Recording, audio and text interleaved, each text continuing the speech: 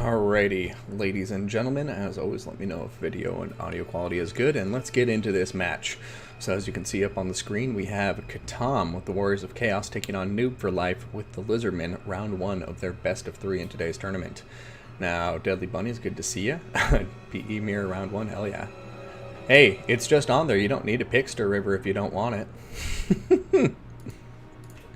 And I hate no one. So, let's go ahead and take a look at the armies here, which I actually forgot to update this scoreboard for, so bear with me just 1 second, and we'll get that fixed, and then go over our rosters. So, starting with the Warriors of Chaos, we are going to have Chaos Marauders making up the front line. It looks like we have 3 of them, then we're going to have them backed up by 3 Forsaken, and 2 Chaos Warriors with Halberds in the very rear on either flank of the Soul of Damnation ROR Hell Cannon.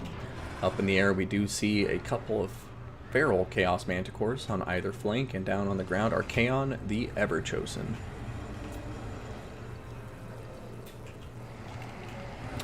So he is going to be bringing the Slayer of Kings, Stand Your Ground, Burning Head, Cascading Fire Cloak, as well as Crown of Domination and Kindle Flame. Now for the Lizards, now that the battle has gotten underway, we have a single Chameleon Skink up front. We have 3 Temple Guard, flanked by 2 Spears.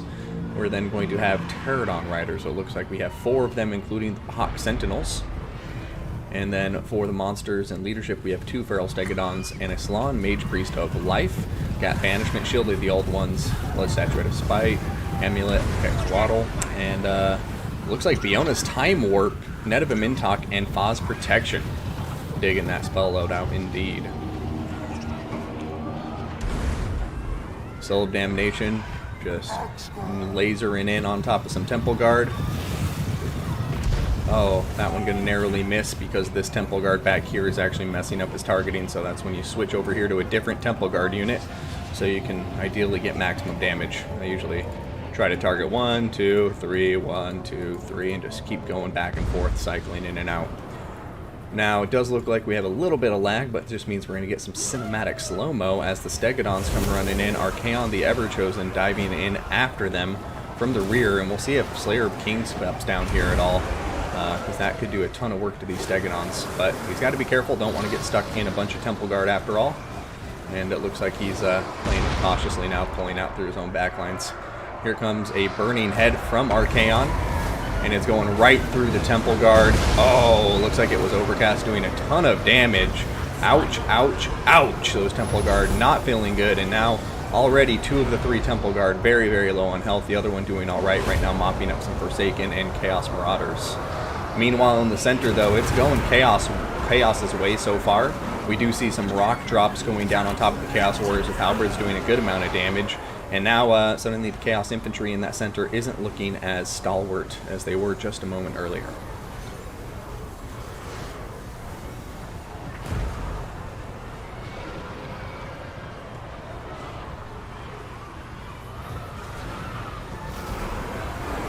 Soul of Damnation not getting a very good hit off of there. Banishment going through, doing a good bit of damage right now. Too early to tell, but I would say Chaos has the edge, and look at this, some units I missed in the initial phase of the battle. We have Warhounds with Poison now coming in, and looks like there's some nice micro here. You can see they're making an X as some of them file this way, the rest of them file this way, and probably going to get some nice rear charge penalties on top of a lot of these units, but time will tell. Looks like they're right now trying to go after the Chameleon Skinks, which is a nice move in my opinion. Balance Power getting right back to dead even now, as the forces of Chaos are starting to get battered here by the Stegodons. One Stegodon not looking too good, pretty low on health, the other one about half health too actually. And Archaon still doing just fine. He is an absolute monster with that armor piercing, and he has the Slayer of Kings on, so he does 844 weapon strength right now, which is just devastating. Another Burning Head going down. This one not doing quite as much damage, but still doing a bit to the Temple Guard. I feel like that was a bit of an overspend though, especially considering there's a very healthy unit of Tomb Guard over here that are right for a Burning Head. And yeah, right now, Balance of Power going towards the Lizardmen suddenly. But Manticore and Archaon are getting on top of the Salon Mage Priest. And what do the Lizard have to save them? They have the Solar Spears turning around now, but they're opening themselves up to the rear attacks from Marauders. And the Salon Mage Priest just doesn't have the speed to get away from Archaon the Everchosen. And now we have the Poison Warhounds getting into the mix. And suddenly Chaos looking really strong in spite of the balance of power saying this is going against them. Over here, Pahak Sentinels on top of the Soul of Damnation Hell Cannon crew. But Marauders are in the mix trying to shut them down. And now we have Chaos Warhounds with Poison coming in. And that actually may be the end of the Pahak Sentinels once they get in there and apply that Poison. Trying to take a look over here at the hero fights again. And it looks like actually Archaon the Everchosen now stuck in combat. He kind of got pinned in there by all the Temple Guard and maybe the Ancient Stegodon. But Salon Mage Priest really not looking good. Over here, a banishment going down from him, though. Trying to get the Warhounds, but it looks like the Warhounds will be running away before it can land on top of them. Archaon, however, has finally gotten through the Lizardmen infantry and is just slaughtering that Salon Mage Priest. And here comes a Burning Head that does have some good potential. Going to be going right down the line and just burninating these Saurus Warriors and Temple Guard. Salon Mage Priest is still routing. Archaon the Everchosen doesn't seem too pressed to attack him. Looks like he has the Warhounds to go finish it off. In the back line, it does look like the Pahak Sentinels were finally taken care of. But another unit of Pterodons has come in and is trying to shut down the Soul of Damnation once again. And Warhounds are on their way back, but I don't know if them by themselves will be enough to deal with these Pterodons. However, we do have some Forsaken coming in to support Soul of Damnation.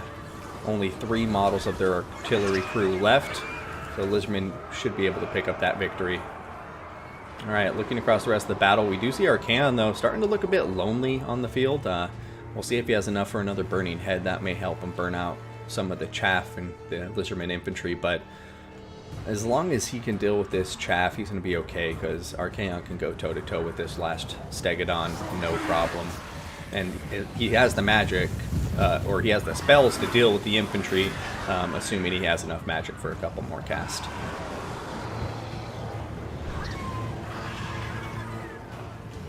Yeah, Al on those hounds did have a beautiful maneuver from versus the Chaos there. Archaon, oh no, getting low on leadership right now. He's trying to get out of there. Chameleon Skinks are probably going to come in here and apply some poison. It looks like they already did, actually. And now he's trying to regroup with the rest of his Chaos forces right now. Looks like he's going to be able to successfully do so, and they're going after these Pterodon Riders. Alright, taking stock of the rosters on the battlefield. Looks like we have a very tattered Feral Manticore over here, but still going to be useful. That applies some terror for the forces of Chaos. He has both of his infantry units now going in. We'll see if he's doing that sacrifice for a Burning Head or not, but right now it does look like he's just popping stand or die, the Slayer of Kings, and look at that weapon strength back to 844, smashing that Stegodon. It does not stand a chance against Archaon, especially with Slayer of Kings, when he is just dishing out such crazy damage on every hit. And that looks like it's going to be the straw that breaks the camel's back, and the Lizardmen are going to be sent packing from here. Or will they? Yeah, they will.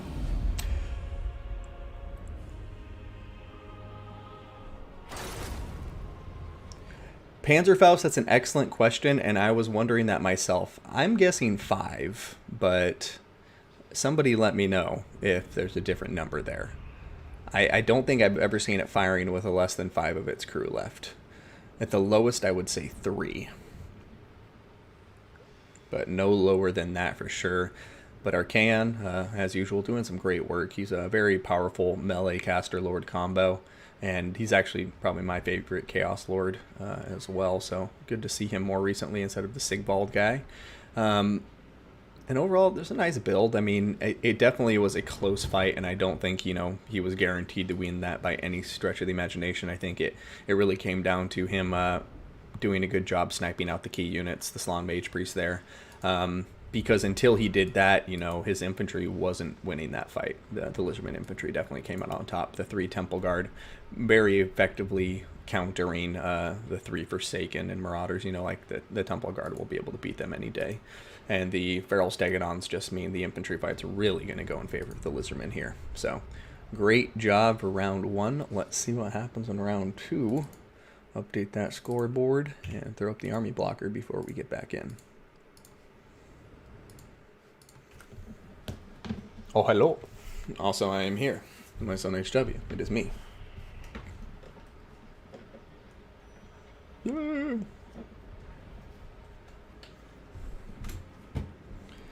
So, Temple Guard, all doing well. Well, that one getting shut down pretty hard. I think I was the one taking all the hell cannon shots and burning heads initially.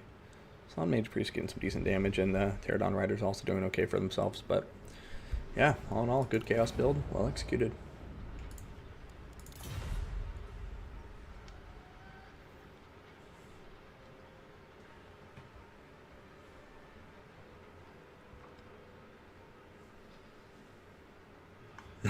Fucking people eaters. Just lolling around here. Ah, crashed. Replay.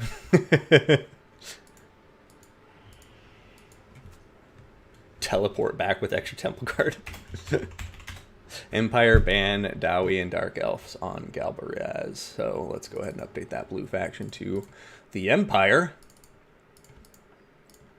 And we'll see what the counter is from Noob for Life. And on that note, actually, let me, ooh, looks like we got a vampire account pick perhaps, but I'm going to go pee, and I'll be right back.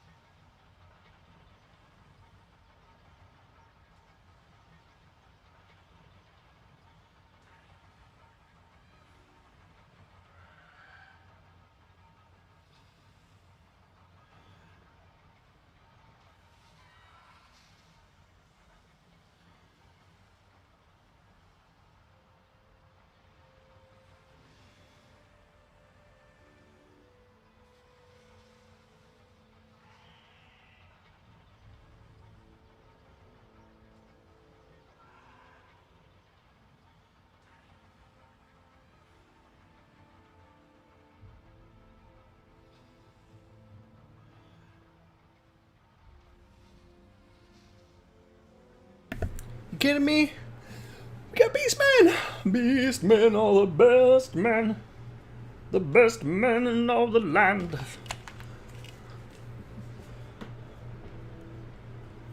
The children of chaos. The true children of chaos. who appeared on the scene as soon as those vortex gates collapsed. Now, before I forget, let's update the Beastman banner here. I'm going to go update the intro card to reflect round 2, Empire versus Beastman. And then right after this, I was fortunate enough to get a bye, and we'll go do my match, because it will be in round 2, so it should be ready as soon as this match is over. And if it isn't, if it is ready before then, I might have to hop off and watch, or go play that instead. Beastman, round 2.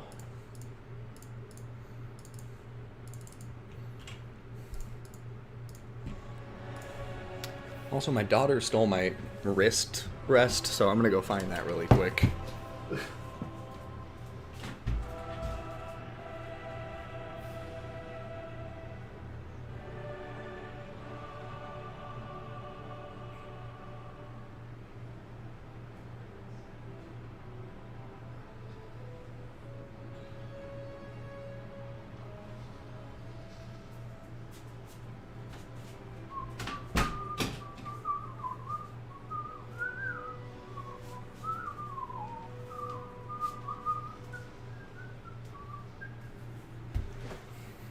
Found it. She really likes it. It's basically a beanbag, so I understand why. This is a matchup that I would consider strong for the Beastmen, although Empire definitely has tools to annoy the hell out of them, like Pistoliers, if they're microed well. But we'll see. It really comes down to a matter of micro. I just think the Beastmen have a slight edge because their infantry trades very well against Empire infantry. Refreshing the bracket really quick. Yeah, my opponent is still playing.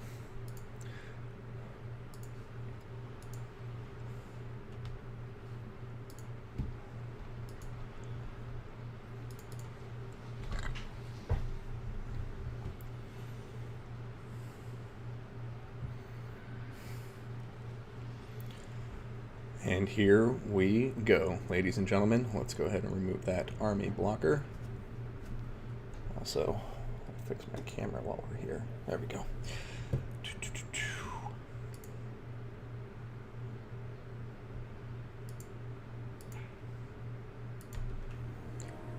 So here we are, round 2 of this best of 3. Katam up 1-0, bringing the Empire against the Beastmen, led by Noob for Life.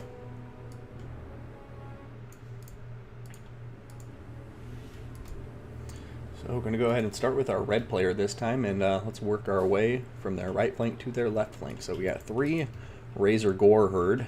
We're going to have Chaos Warhounds with Poison. We got the Sons of Goros ROR Centaurs with Great Weapons. We're going to have 3 regular Centaurs on the field of battle. We then have 3 Ungor Raiders. Very nice, versatile missile unit with stock, as do, which all the Ungor units have, I should say. We also have 1, 2, 3, 4, 5 Ungor here herd with shields, and then we're going to have what appears to be 1 and 2 just regular old Ungor herd. So aside from that, we have a hero squad, which will consist of a Bray Shaman and Kazrak the One-Eye. Not the Lord you see too often here, but happy to see him as always. We got the Jagged Dagger, Penumbral Pendulum, and Enfeebling Foe on top of that Bray Shaman. And then we have Kazrak the One-Eye bringing Apocalyptic Vision, the Dark Mail, and of course Primal Fury. So that's going to round out our Beastmen roster. Now let's take a look at Katam's army, who is currently on match point. Start off, we have an unbreakable front line in the form of 2 Flagellants, the Sigmar Sons. We're then going to have them backed up by Spearmen with shields. Looks like we have 2 on the right flank, 1 on the left flank, and then we're going to have 2 of them in the rear. Also going to be looking at Empire Knights, Knights of the Blazing Sun, and Empire Knights. So it looks like 2 on, so 1 and 1 on either flank. Got 2 Huntsmen in the center for that missile support, a Bright Wizard on foot with Burning Head, Fireball, and Kindle Flame, and then we have Boris Todbringer up in the air with Deadly Onslaught, as well as Midland Runefang for the regeneration, and Blood Roar for -8 leadership because he's on top of the Griffin. So let's see what happens from here. And now the 2 forces are going out to meet each other on the field, with the Beastmen pushing their Centaurs wide on the right flank.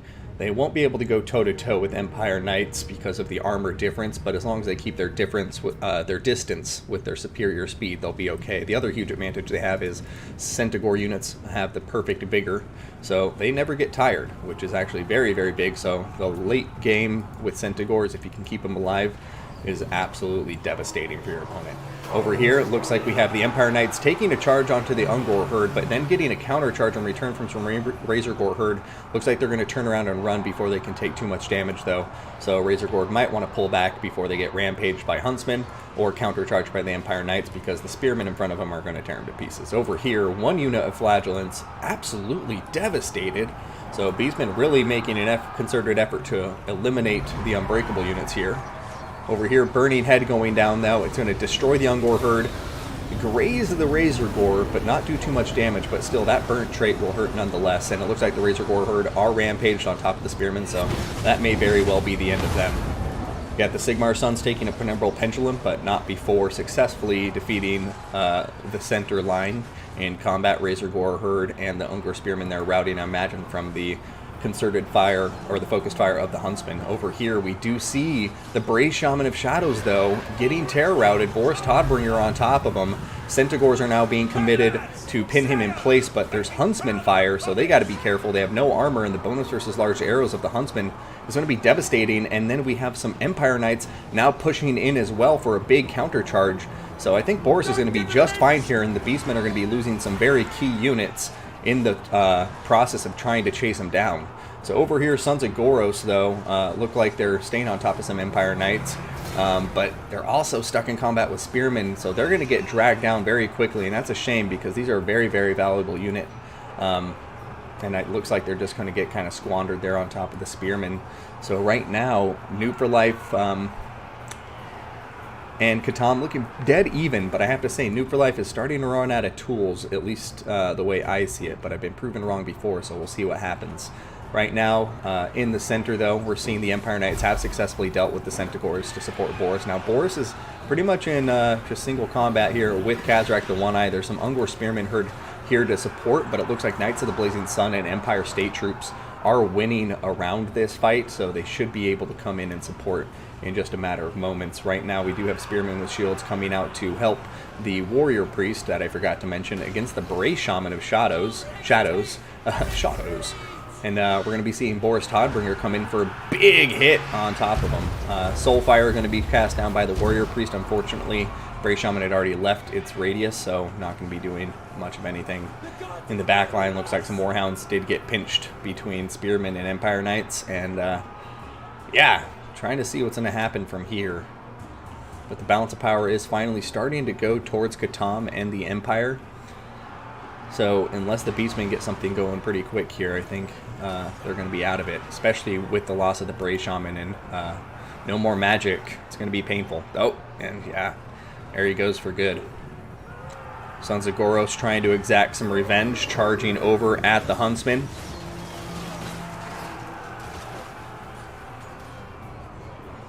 But Empire Knight's going to do a beautiful counter charge into their flank.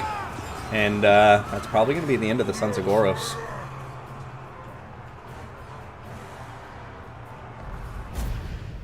And then Noob for Life will concede defeat. And Katam getting a clean 2-0. But a very nice best of 3 there. Both of those battles very well played to both players. But Katam just seeming to be on point there. His Knights... his micro for the Knights were very much on point. The Huntsman just really eliminating so many key targets. I like that he had very much a staggered line approach. You know, he sent up his Unbreakable units first just to tie units up. And then while the center was holding him with Unbreakable units, he was able to win the flank quite convincingly, in my opinion, you know, just by pushing Spearmen up. The Centaurs, I think, could have been utilized a bit better, because they definitely got into a lot of nasty engagements that involved Spearmen and Empire Knights, which is pretty much their worst nightmare, especially those two units combined. So overall, very good series, and congrats to Katam. He will be proceeding to the next round.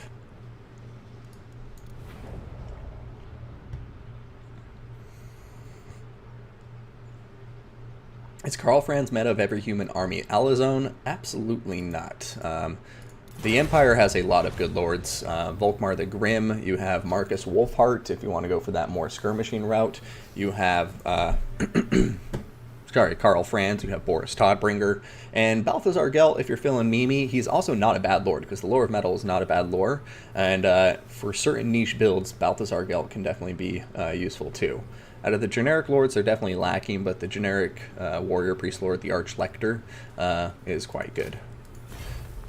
But Boris against Beastmen, I think I agree with Panzerfaust there. Boris versus Beastmen makes sense because Beastmen are weak to lore of fire, or like there's a lot of lores of magic where if you use them offensively against Beastmen, they can be useful, like lore of death, lore of fire in particular. I'd say lore of fire, even lore of light, anything like that to net them down. It's just lore of life.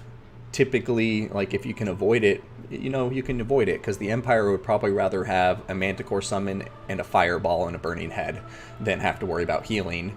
Karl Franz is great at killing heroes and single entities, but Boris Todbringer brings regeneration and just better defensive stats, and like he debuffs enemy units. Like he has a very powerful one called like the White Cloak of Ulrich, I believe, where under 50% leadership enemies suffer some pretty serious debuffs. And against a low leadership faction like the Beastmen, I think he just in general is a very good pick. Volkmar the Grim also against Beastmen can be very good and effective.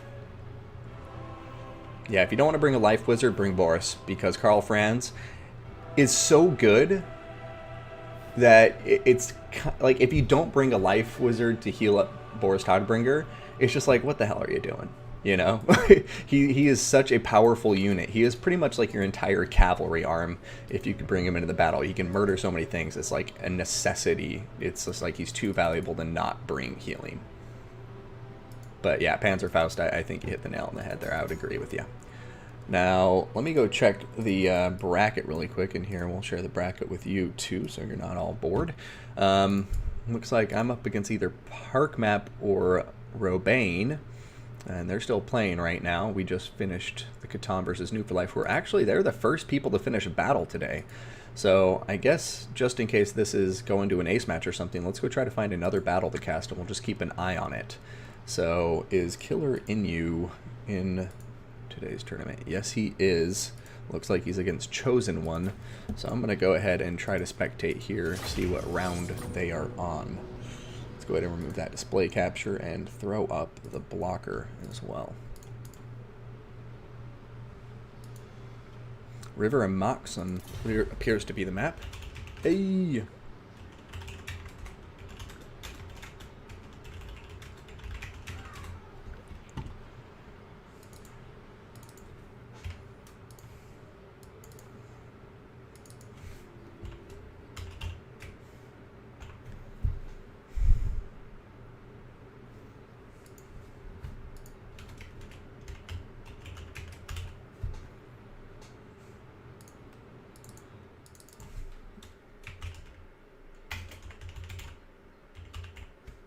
Killer Inu, and then let's see if the factions are final.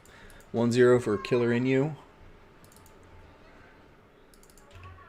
So he's on match point right now. And was setting up Restream difficult? Buntaga, no. I had issues with it initially, that's why I never really bothered with it for a while, but then I set it up again just because I figured, might as well try streaming to both platforms. And then yeah, I can't live stream to YouTube if I get partnered with Twitch and vice versa kind of thing, but for now I can do both, so we'll do it. Okay, and yeah, factions appear to have been final, so no intro card. Sorry, I didn't have enough time to get that up, but let's get the factions done. Because it was Tomb Kings versus what? Lizardmen, I think? I'm going to throw Lizardman in there and hope I'm right.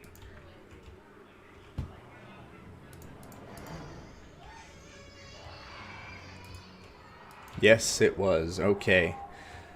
Now, this is round 2 for their match, so we're going to start with the red player and start from the right and move left, from his perspective, of course. We have a Chimerian War Sphinx, Chosen of the God Ushapti, and some regular Ushapti with Great Bow.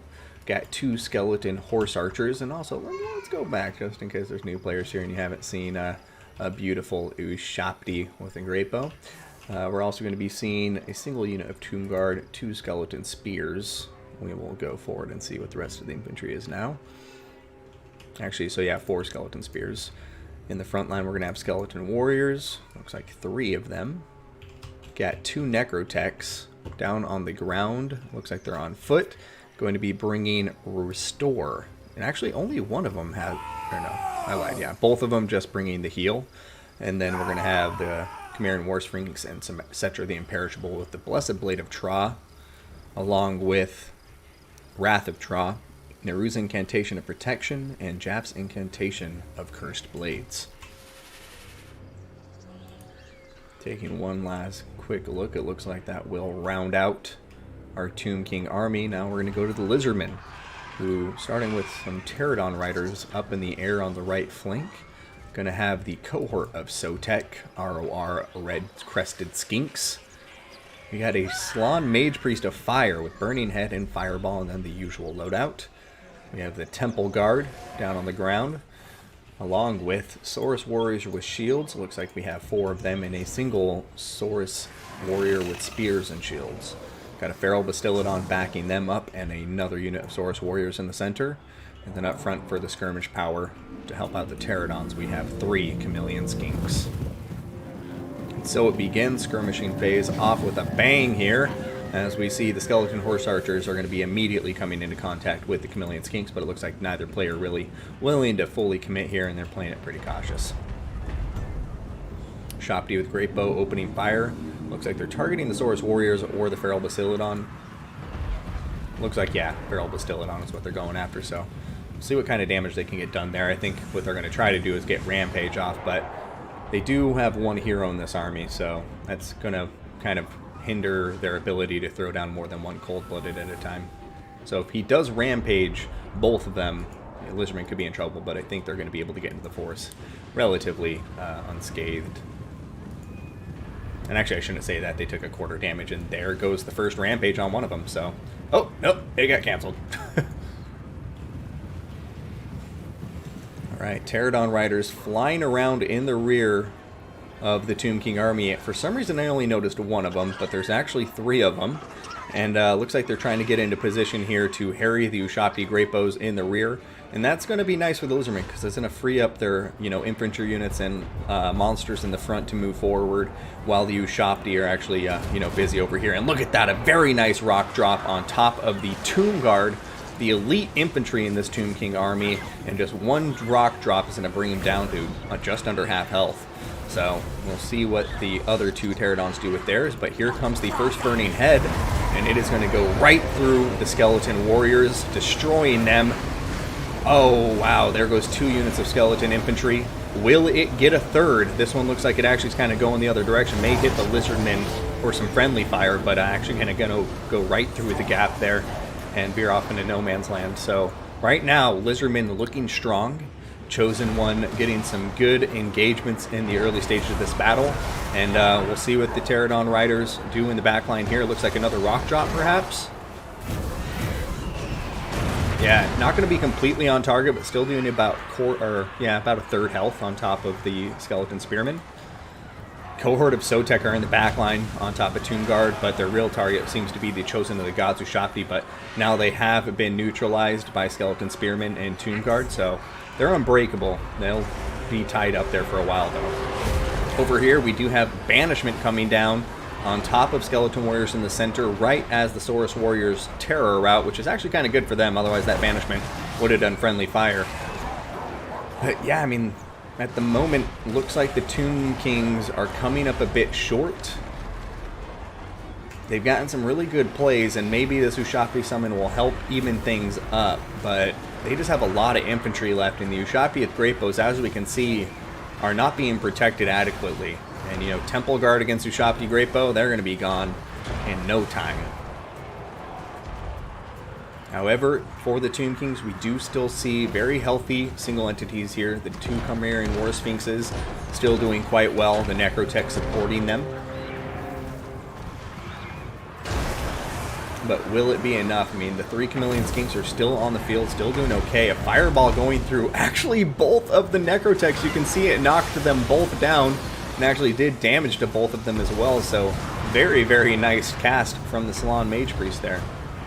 Over here, I like the strategic reserves as the next guy, as much as the next guy. But these Feral Bastiladons do need to get over here and start actually helping the Lizardmen effort. It looks like they're still in the lead on the balance of power in spite of it, but I would love to see these guys get over here and actually start helping in the infantry engagement. This is, you know, whenever you're playing at this competitive level, there's always a chance your opponent comes back and wins, and there's nothing to make you kick yourself in the head more than realizing you left two very useful anti-infantry single-entity armor piercers in the back lines on accident. But for right now, Lizardmen still looking like they're comfortable in their position. The Ushabti summon has just timed out, and they're falling down to the ground lifelessly. And the Lizardmen infantry looks like it's just going to be able to carry this. You know, Cetra the Imperishable, below half health. Both of the Necrotechs just not going to be able to survive all the Saurus Warrior infantry. Chameleon Skink still very healthy on ammunition, pushing forward to start focus firing these units. More anti-large Saurus Warriors diving into the mix, and I just don't think the single entities for the Tomb Kings are going to be able to pull this off.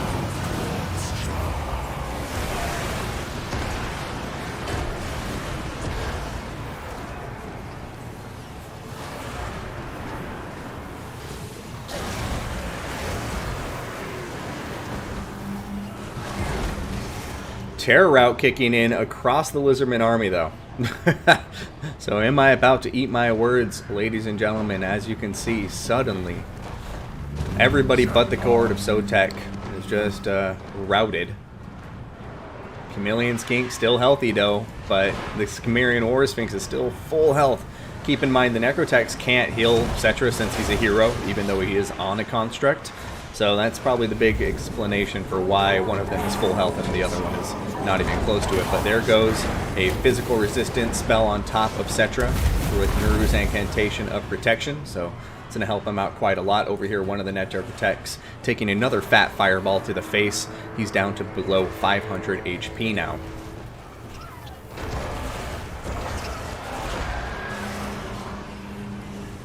Is this going to be the final stand of the Tomb Kings? We will see. Cetra the Imperishable continuing to take lots of damage. He still has 1500 HP, so he's not out of this yet, but I would definitely recommend running away from these Chameleon Skinks if possible. Looks like he's going to try to do that, but the Chameleon Skinks, seeming to anticipate his move, have to move forward. And actually, no, now they're pulling back a little bit, but here comes a fireball. Boom. One of the Necrotechs is dead. We're not sure if both the Necrotechs got both their restorations off. I believe they are limited to 2 restorations. Yeah. So, can't be sure, but I would say based on the HP of the Cimmerian War Sphinx, they've already gotten full value with those restorations. Cetra and the War Sphinx are now diving into combat after the Chameleon Skinks. One of them is terror routed. Other one's doing okay, though, and Cetra's just losing too much damage. But, oh, here come the Feral Bastiladon strategic reserves!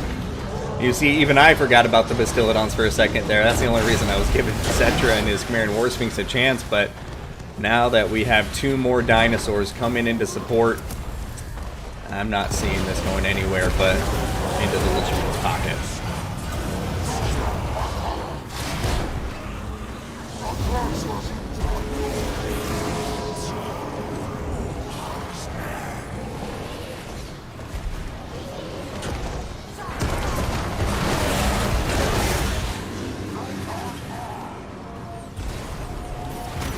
Cetra goes down.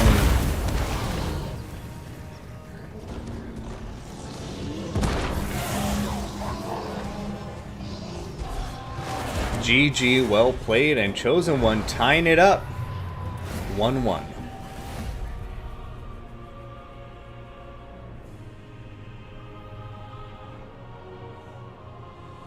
All right. So, a great game. I'm glad we were able to catch a part of it, and I am sorry, but we're going to have to go play our match now. So, best of luck to whoever wins this tiebreaker. I'm feeling kind of bad about missing it, but I also can't hold up the rest of the tournament because I'm greedy and want to watch this. Well, actually, hold on. No, I can't. 1, 2, 3, 4. There's 4 people who haven't finished yet, so this would be their last match. Yeah, but they're probably, because this is an hour after start and they're getting into their ace match, so this is probably, yeah, I won't hold up the tournament. We'll go play Park Map and probably lose because Park Map's awesome. But let me know in the chat, guys. I'll hang out here for another 60 seconds or so. If anybody in the chat is adamant that we need to see who finishes first between Killer Inu and Not So Chosen One, I'm happy to stick around. Also, forgot to mention that Killer Inu is XMT.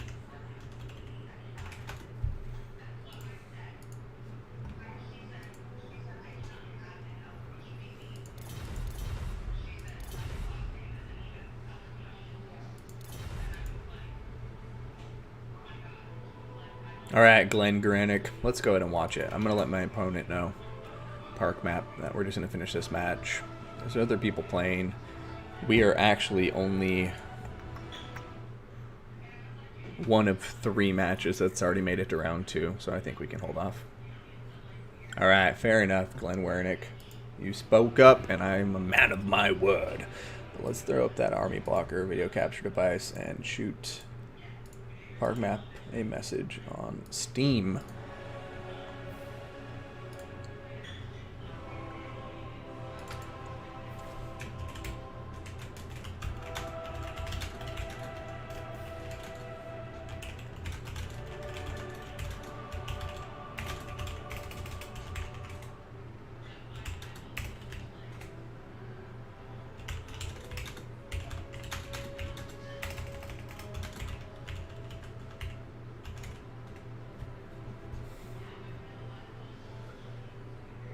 Cool. Yeah, Park Map's dinner just arrived.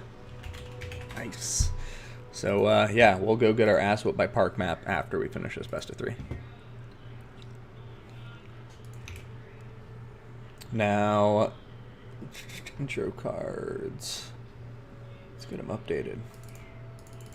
Do this tie-break match the right way.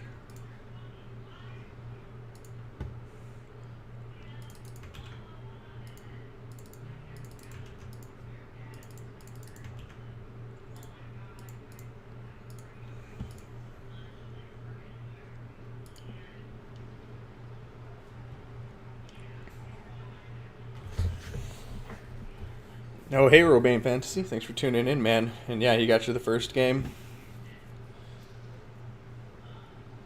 I'm sure you put up a good fight, though. But yeah, Park Map's a good player. I'm not going to suffer any delusions that it will be an easy fight.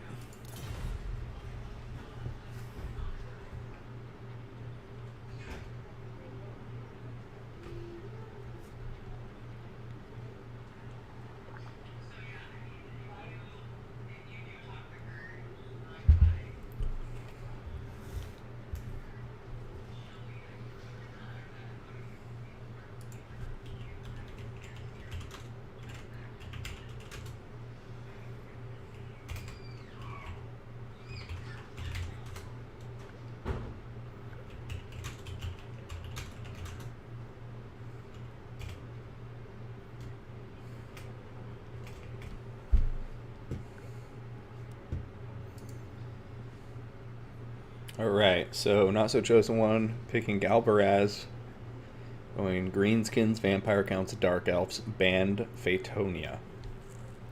So does that mean they could bring Lewintonia? I think he may open himself up to a Britonia counterpick, judging from the technical rules here in the bylaws.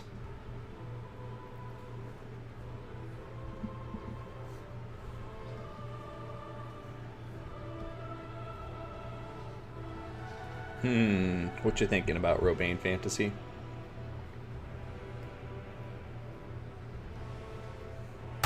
This banana fell right off.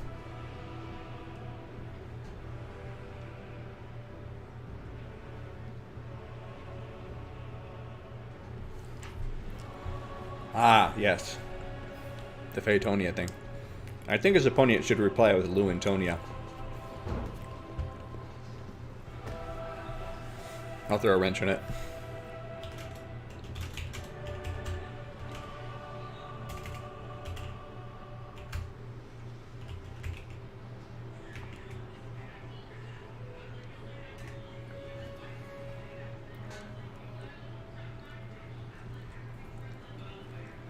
Most troll thing ever.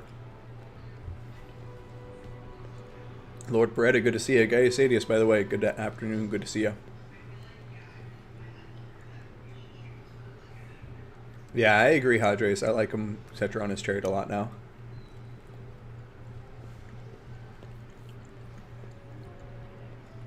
Lord Beretta, I haven't played yet. I had to buy the first round, and I'm just watching this last tiebreaker before we go play our match. I'm up against Park Map. So, you showed up just in time for me to lose. Just kidding. I'm going to disqualify him for a technicality because I'm the admin, and it's destined for me to win the tournament. There's no way I can lose. I'm going to disqualify everybody and crown myself champion.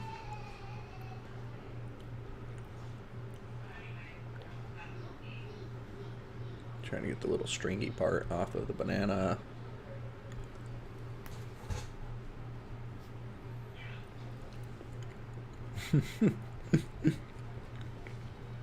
Cuckoo?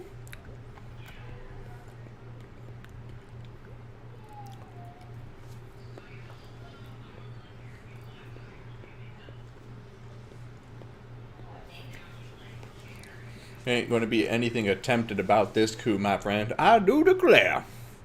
You're the biggest beast I've ever seen.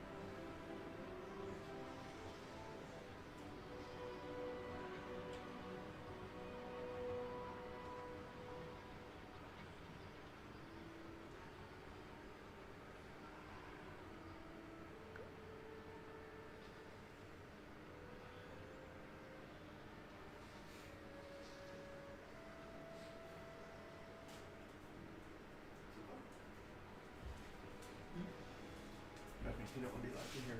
I love you. Dark elves, high elves, dark elves, high elves.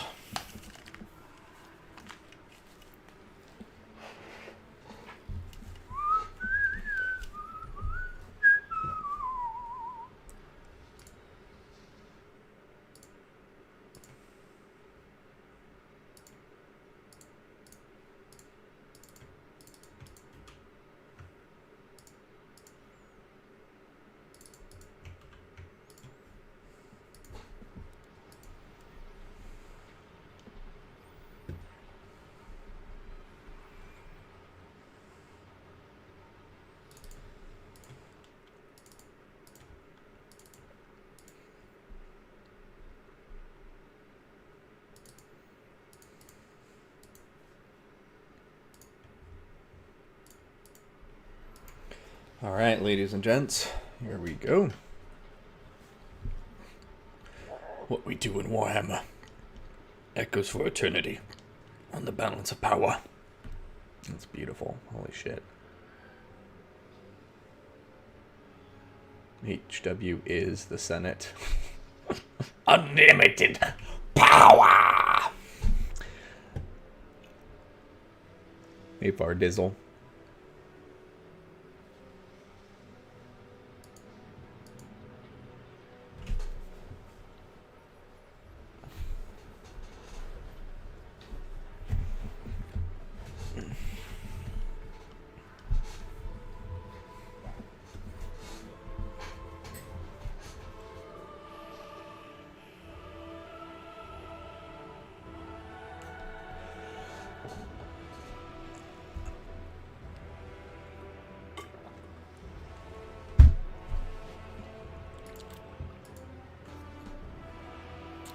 Lord Bretta Gladiator is a badass movie. I will say this, though. Well, I will ask you this, though.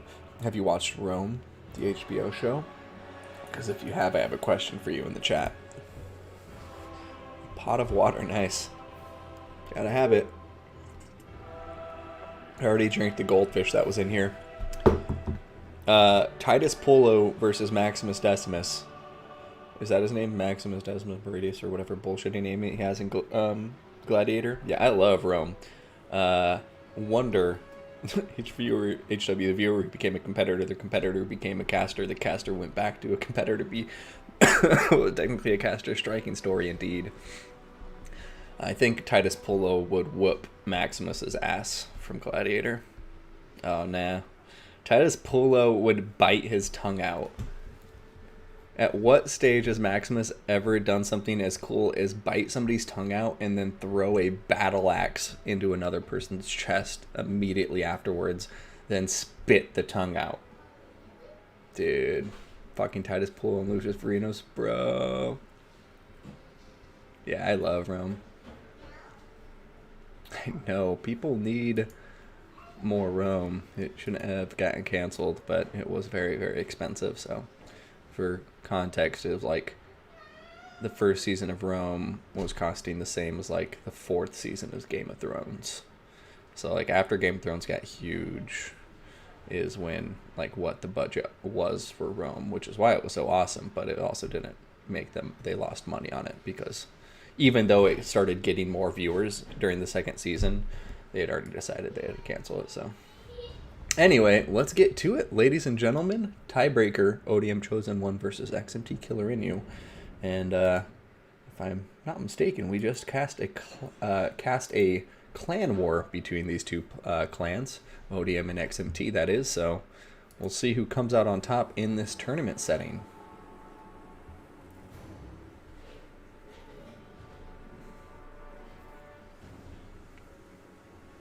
Get back to formation, you drunken fool! Yep, exactly, Panzerfaust. And I think one of the sets did burn down. I can't recall. Headbutt someone with hands tied behind back, then he throws a sword into someone's chest. No, so that's cool, but that isn't what I'm talking about. Romulan Dog, I'm talking about when... Okay, hold on. So here's the intro card. I apologize, but I am a huge Rome fan, so I have to clarify to Romulan what scene I'm referring to. I'm referring to when... Lucius Varinis is left. He's off. He's out of the scene, out of the gang, and Titus Polo has taken over the gang of the Aventine, and all the other gangs are coming in. And he's like, we can work something out. You're not Lucius Varinis, you're normal. No, yeah, he bites his tongue out. Yeah, headbutts him, bites his tongue out, and then throws a battle axe into the guy's chest. It's not a sword, promise you. Anywho. Boom, let's get to the battle. Speaking of battle axe to the chest, going to our blue player, let's see what the Dark Elves have. We have Dread Spears, 1, 2, 3, and 4. We're going to have 2 Black Orc Corsairs, some Dark Shards with shields in the center. Got a Witch Elf behind a Reaper Bolt Thrower, and then we're going to have 3 Cold One Knights. Got 3 Scourge Runner Chariots up front for the skirmishing and anti-infantry chariot power. Got a Supreme Sorceress of Shadow, Penumbral Pendulum, Enfeebling Foe, Arcane Conduit, and please tell me that's Arms of Apollo's Black Horror. It certainly is, so we'll see if we get to see a good one of those cast. Now for the High Elves, we're going to have a front line with 4 Rangers. We have 4 Lothern Seaguard backing them up. a single archer in the center rear. Dragon Princes will be flanking that archer, including the Fireborn ROR. We have a Mage of Metal with Plague of Rust, and then up in the air, Teclis on top of his Arcane Phoenix. We got Regrowth, Potion of Shakroi, Sword of Teclis, Flaming Sword of Ruin, and Net of Mintok. The Reaper Bolt Thrower is opening fire, and the High Elves are just going to go ahead and push them forward, I imagine, until their archers are in range to start laying down some serious fire. And I think at that point the Dark Elves are going to, have to rush forward. So makes sense, though, that for right now they're just going to focus on hitting them with that artillery, and then probably push forward right at the last instant when they need to. Because, yeah, they're not going to be able to sit back on top of that artillery when you have 4 High Elf archers firing at you, even with silver shields. Scorchrunner Chariot's doing a nice job. It looks like they're targeting the Dragon Princes, which is what they should be targeting. If they can kill these models, that's what's going to get them a ton of value. And as you can see, they're just already netting a lot of value. 5 models killed on the Dragon Princes. And although Teclis can heal up models, he cannot resurrect them. So that's all very significant value. Over here, Overcast, Net of Mintok going down. Is it going to be premature, though? What is Teclis going to punish it with? That is the part I'm not quite sure on, because the Dragon Princes are coming out to charge, but you have Cold One Knights and some Dread Spears nearby to support it, and I think this is not going to go the way Teclis wants it, but let's see if he proves me wrong. Right now, Balance Power dead even, and the front lines have been engaged. Flaming Sword of Ruin getting cast down over here. One of the Scorchrunner Chariots is terror routing.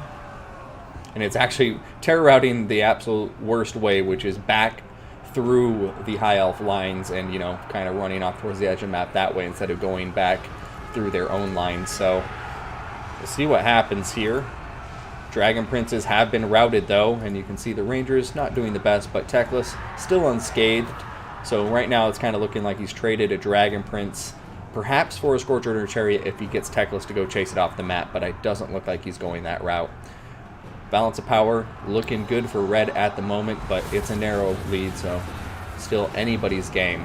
Over here, Supreme Sorceress working with her infantry and Cold One Knights. I imagine throwing down Penumbral Pendulums on as many of the High Elf archers as possible. The Fireborn Dragon Princes are through the Dark Elf lines, but as you can see over here, there's a lot of them kind of tangled up in the infantry, so that's going to hurt a lot. But Penumbral Pendulum decimating the Lothern Sea Guard, and look at that, Balance of Power back to dead even. So can the Dark Elf start bringing this back? Right here you see a relatively healthy unit of Cold One Knights coming in for a big charge against the Fireborn. Net of Mintok going down on top of them at the last instant, though, so Fireborn now going to get a counter charge off against them.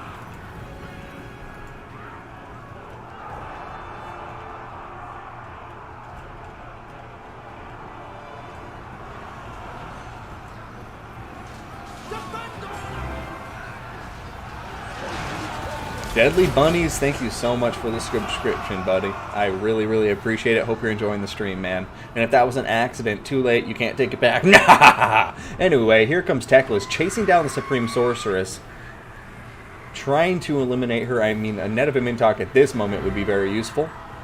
Oi, Namarsil, thank you so much for the sub as well. You guys are too kind. Much appreciated. But right now, it's looking bad for the High Elves. I have to be honest, Teclis is pretty much looking like he's going to be by himself soon here. The mage is still alive, but, she's on foot, so how long will she be alive? And that's it. The rest of the High Elf forces are routing. All of the cavalry is shattered or dead.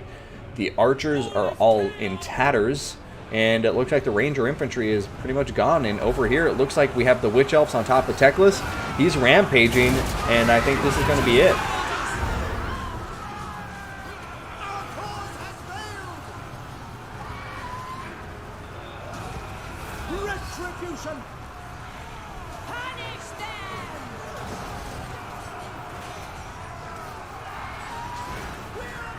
The mage and Teclis fighting valiantly, but they ain't getting out alive.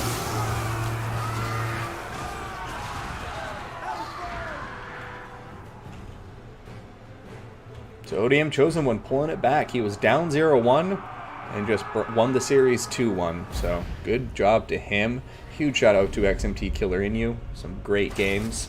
And thank you guys very much for letting us cast. So sorry to rush through the credits here, but got to go get to my battle and hope we can maybe put up a decent fight, put on a good show for y'all against Park Map.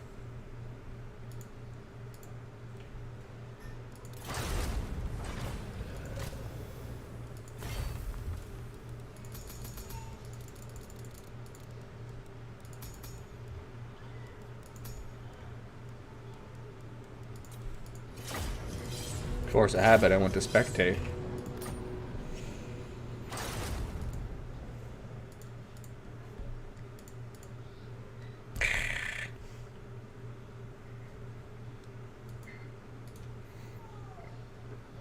But, excuse me.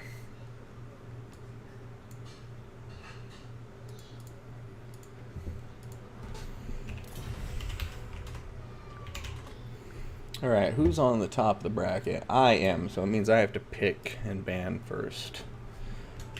I'll pick...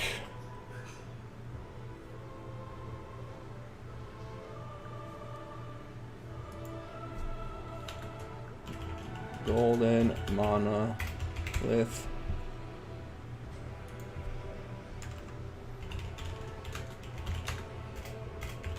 Perfect timing.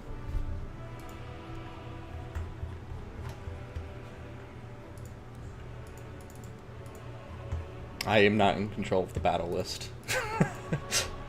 Alright, let's see. Am I missing anything in the chat here? Luke or Anakin? Touch so high magic. Hey, thank you so much, Ruben Vieto 666 for the subscription. That was very kind of you, man. Shit, I have to pick and ban factions too. I'm not playing. I am playing this, so I need to get my act together.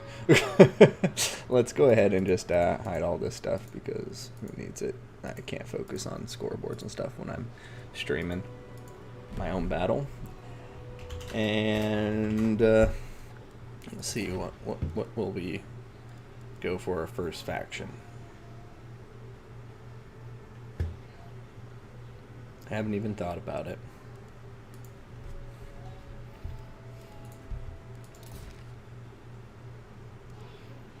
Let's just throw out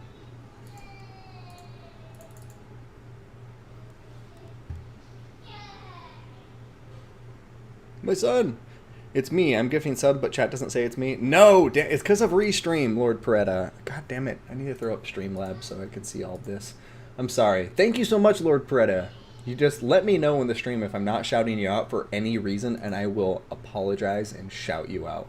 Fucking promise. Lord Peretta, thank you for gifting those subs. To Deadly Bunnies and to Ruben Vieto. Thank you, my friend. Alright, so... crap, I need to just focus. Greenskins, ban.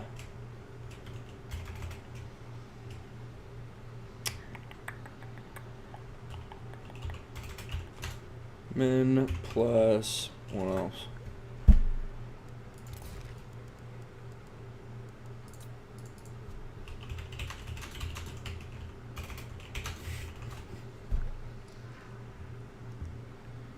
Dwarves first pick, no doubts. Romulan, I gotta save them. I like my dwarfs. Nader Fiend! Good to see you, man.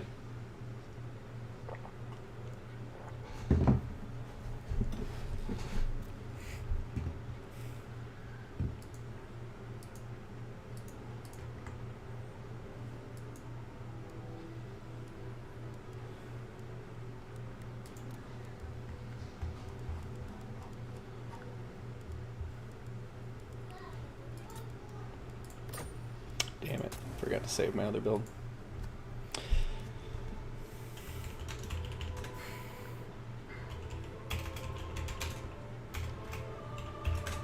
Alright, let's get to it, shall we, chat?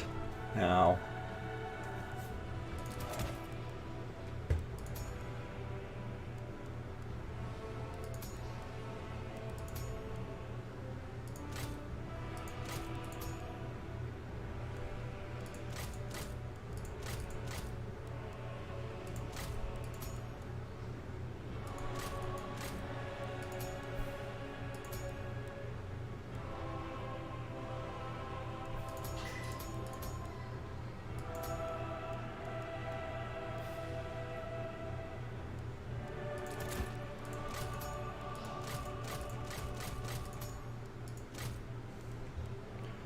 Okay.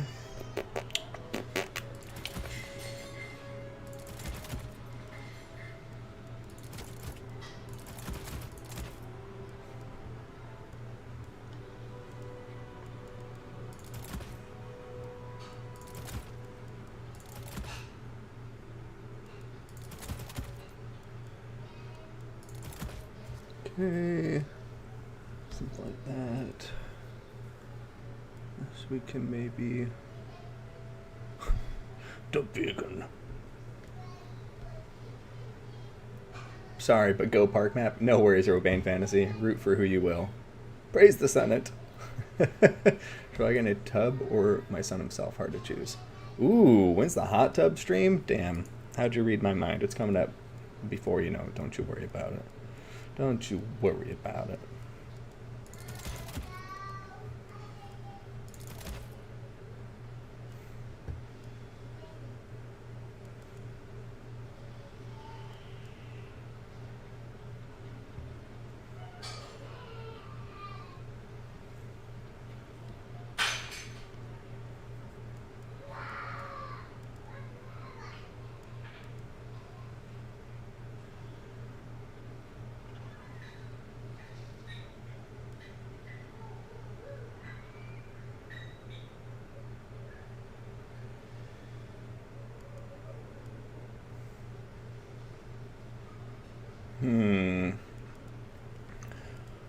Why?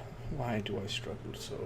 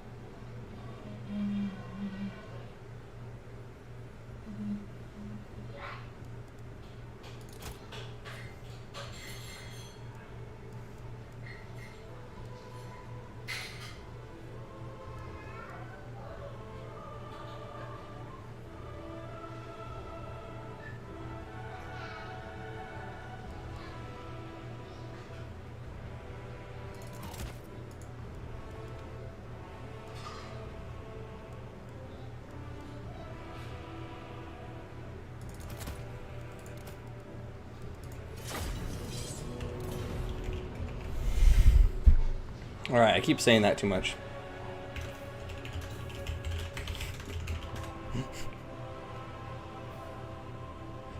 Oh, goodness gracious. Alright, everybody ready? Let's remove the blocker. And I guess I'll leave my face on the screen so you can see my looks of despair. And also, whenever I've seen myself play after, like when I'm watching my replays, I make the dumbest faces. I'm always just like...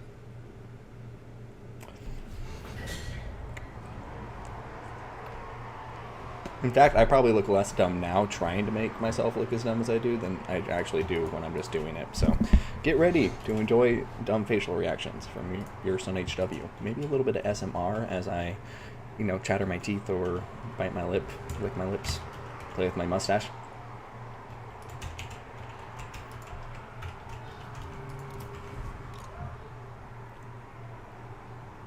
Oh, hell yeah. Thank you for throwing in that Legionnaire. I'm feeling good now.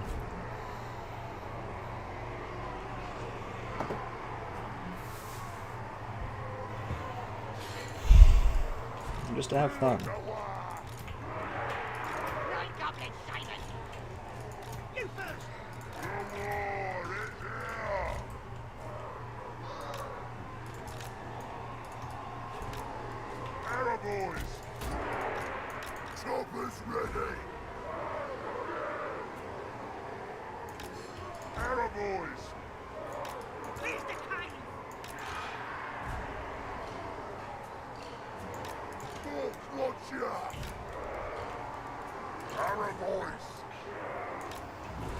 Okay, let's get you guys backed up so we can think clearly here. A nice clean slate.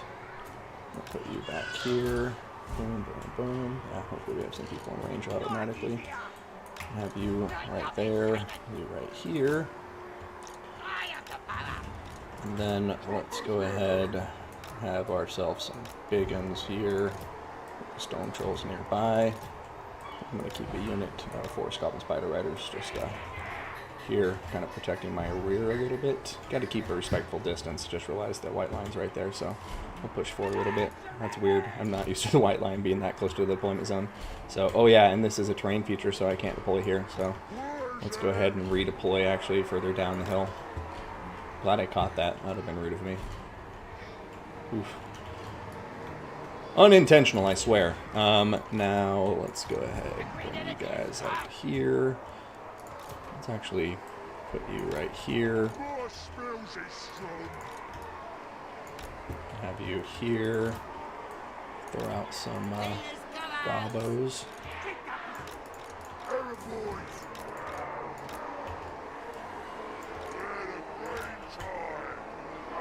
Okay, I'm actually put you here.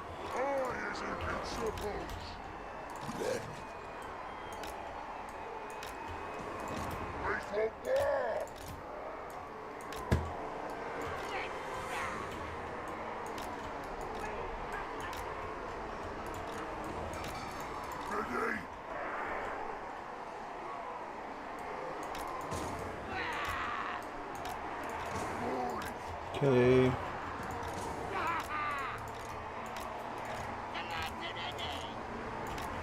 This is it.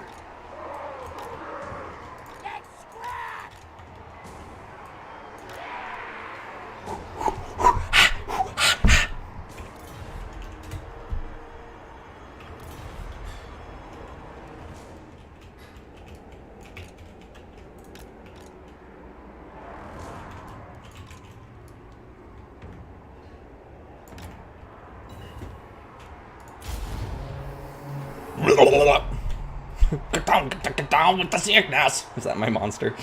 Just start singing it down with the sickness.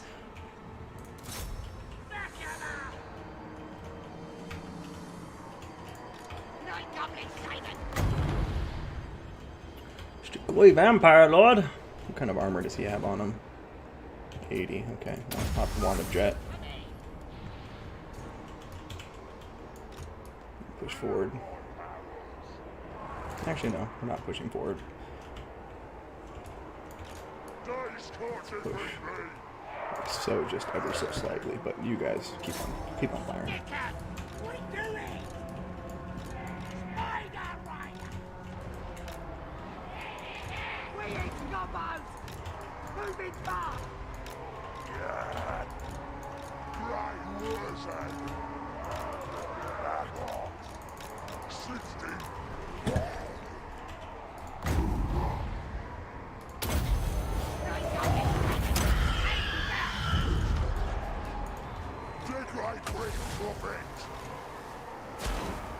Get him. No damage, eh? Oh, damn. Direct hit. Nice.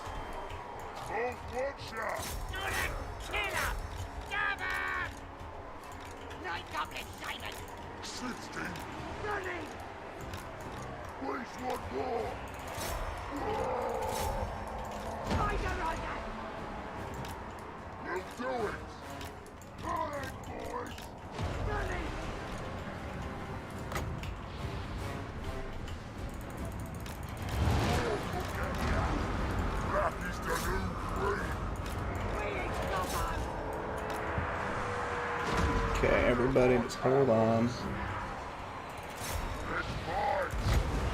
I'm gonna effigy to get the Mortis engine. I hope I don't regret it too much, but it just seems like a good target to try and take out right now.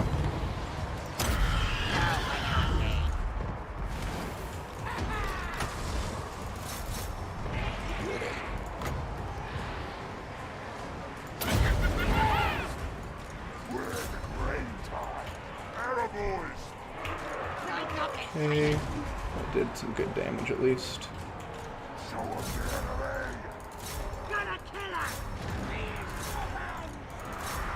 Actually, no, stop. No, just kidding. Go forward.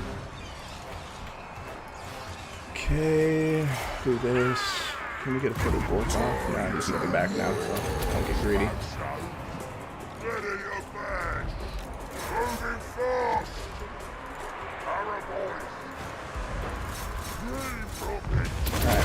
Noah.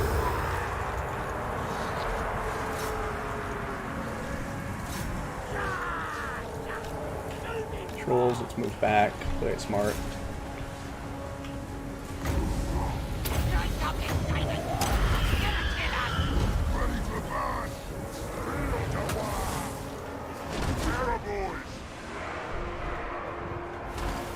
Okay, shoot them again.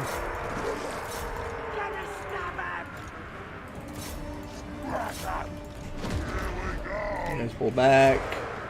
Black Orcs, come over here. You come over here. You come over here. You turn around and charge right into them. And you come back here. Over here. Oh my god, if I could get a foot of Gorg right here, I'd be so happy. But I'm not gonna be that greedy. That's a reckless thing to do. Okay. Didn't expect that, so let's run out of here as quick as we can.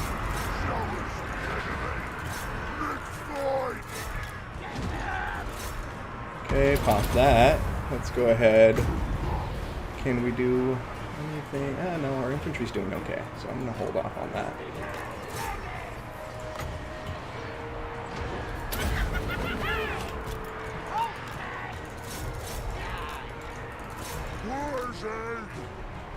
Okay. Shoot him. You. Nadam! Nah, screw that actually.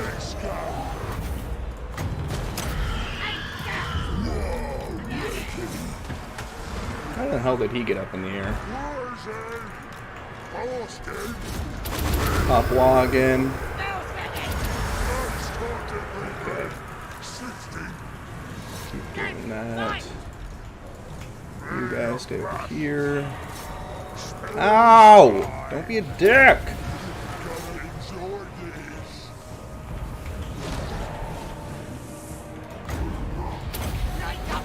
Sucker!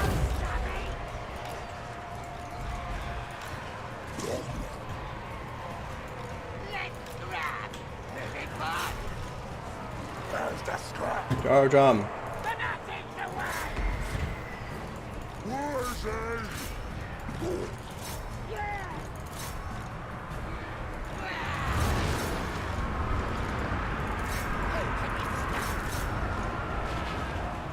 Okay, foot of Gork, you. Because we got the magic, I think we can do it. Yes. Goodbye, Konenstein Stalkers. Konenstein, whatever you call yourselves. And then keep on fighting them. GG, well played to our opponent. GG, well played. We were able to pull it off against the vampire counts with Wurzag, in spite of some very good attempts by my opponent to kill off Wurzag there.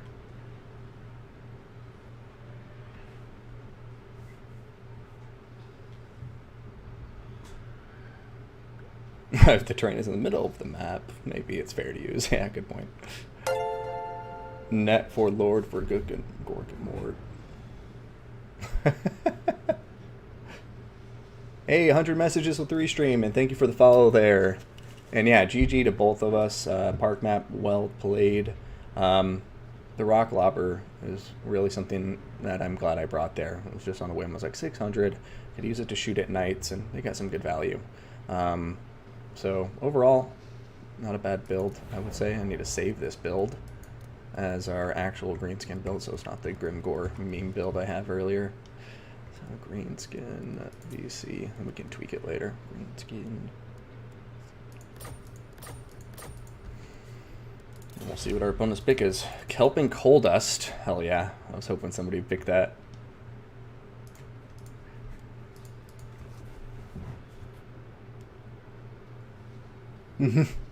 Yeah, and don't need to disqualify him yet, you know. Clearly he's not breaking the rules because he lost, you know. But if he wins, that probably means he broke the rules and I need to disqualify him. Beastmen banned vampire counts in Norska. Chill. Beastmen.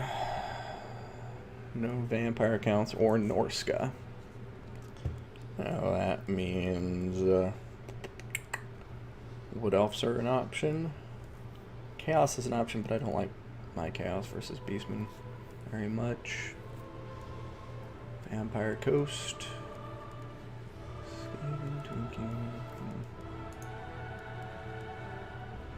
Lizardmen's Tomb Kings. Yeah, I suppose those two would be good picks, but I'm not very strong with Lizardmen or Tomb Kings. Coast isn't great. Kind of leaning towards Skaven.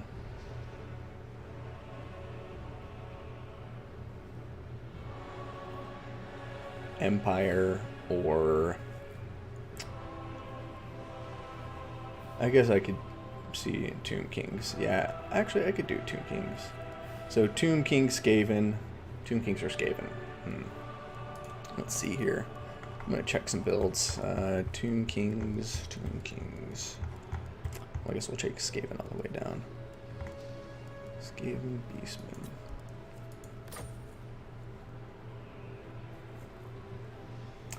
Not a big Lizardman, though I always wind up losing with him. Because Beastman against Lizardman isn't a for sure thing. Beastmen have some good options there.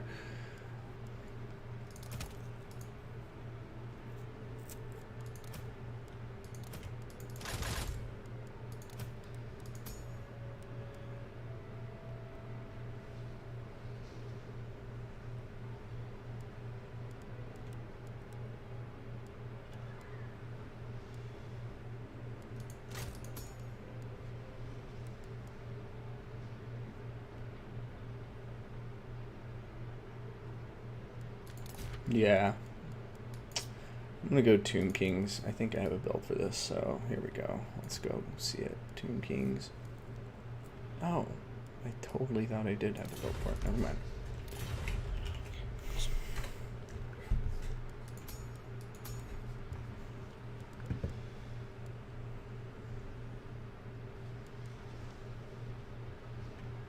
So now I must decide the Lord. The Lord. I do like Setra'ana's Chariot, but it's pretty expensive. Seems like the Boar of Death makes sense against the Beastmen. Aspect of the Dread Knight and Spirit Leech are both good spells. Or actually, no, not even Aspect of the Dread Knight. Doom of Darkness is what I want. But I guess +8 leadership and can cause terror is nice too for undead units. So you can just get some cheap terror across the field and terror relic centaurs and stuff on spearmen maybe. Let's get the Tomb Blade of Archon, Staff of Nagash. Now I'm just gonna blow that. My micro won't be good enough to justify spending 200 on it. I guess Life Leeching will bring since we have a couple spells. Actually, no, screw that. Curse. Do I need the curse?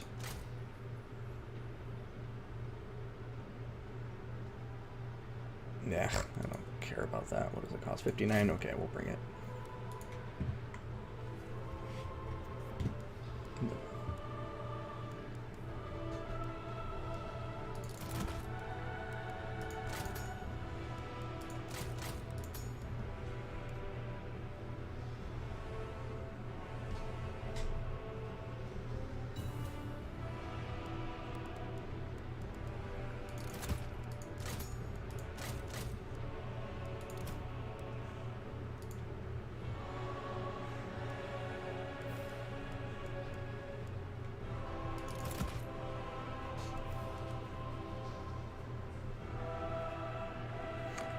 Hold on. Do chariots count as single entities? No, they don't. It's just double checking.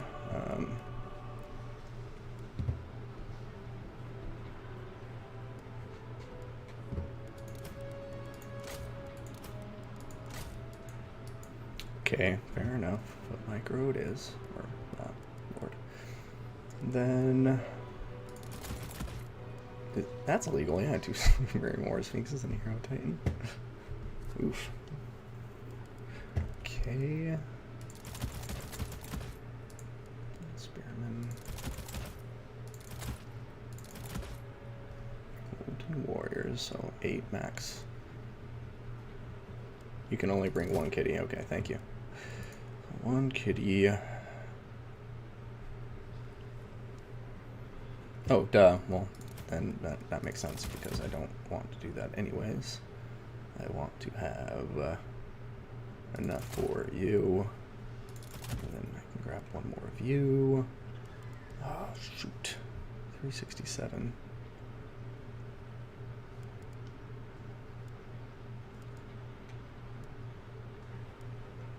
In that case, we can ditch you. Grab you.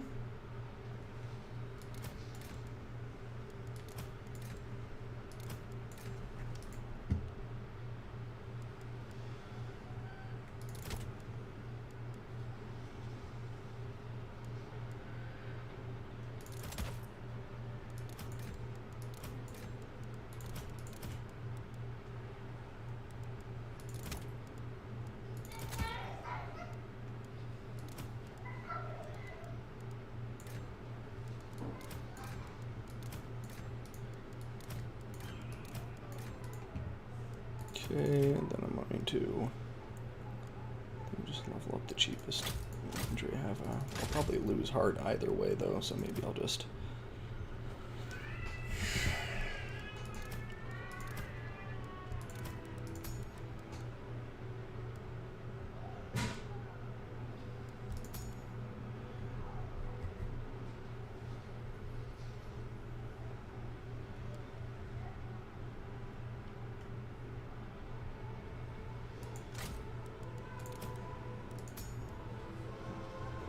Oh, and it can be used on any ally? That's cool.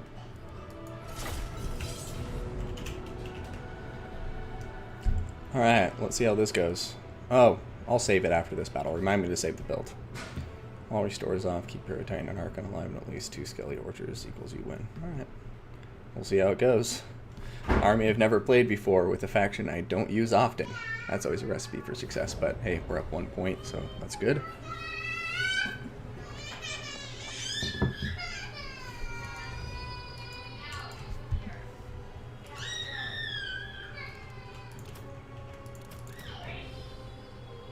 What could possibly go wrong? Everything.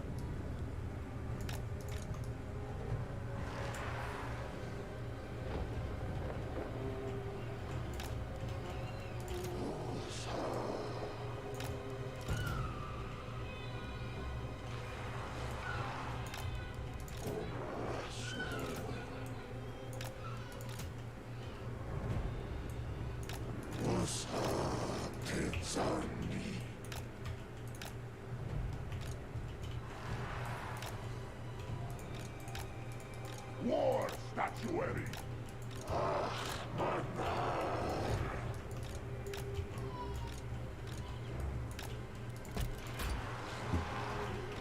I have no rival.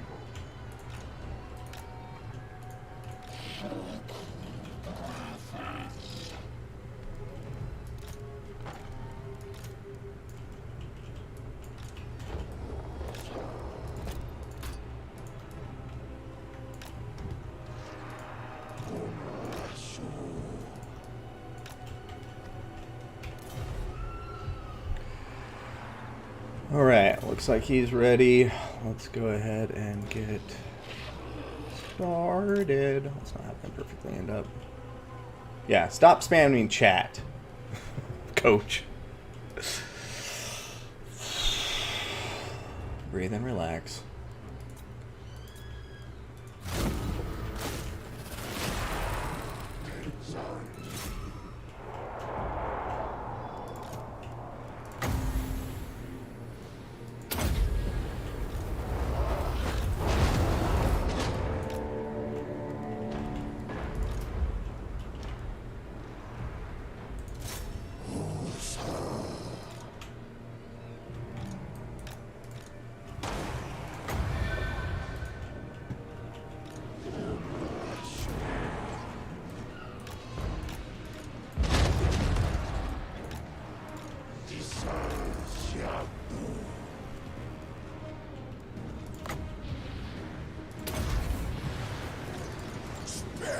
Casting.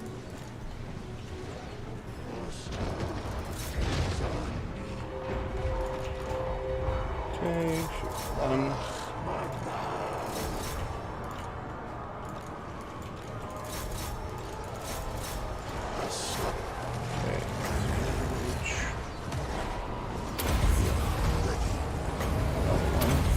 You.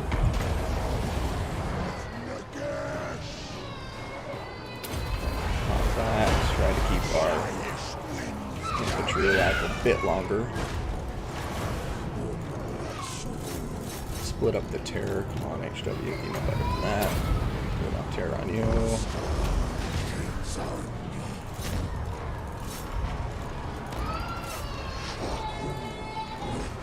Okay, you fire there. You push forward here. Over that way. Here. So them, please. Go back this way, etc. Or not etc. I don't have etc. I still feel like I have etc.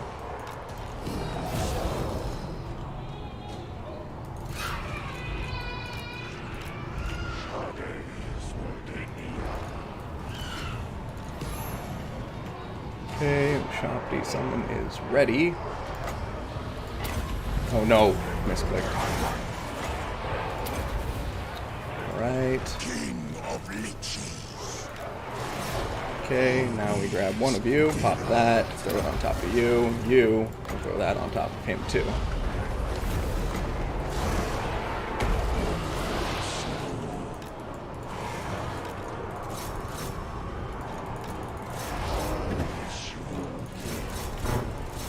Okay, pop over here. Jump for renegades on top of you. You pull out this way. You throw down that.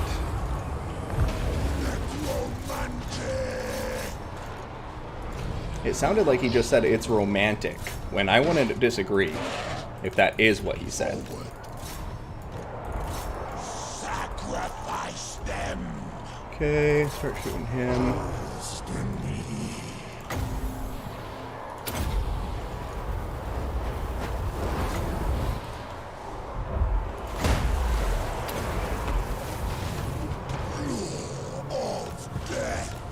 Okay, Titan, where are you at, Sphinx? Get over here. Crap, I have one of you with restore available. I need to pop it down on top of my Sphinxy boy. Come on, pop it off.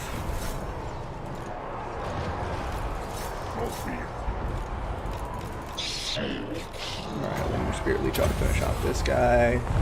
You keep on shooting into them.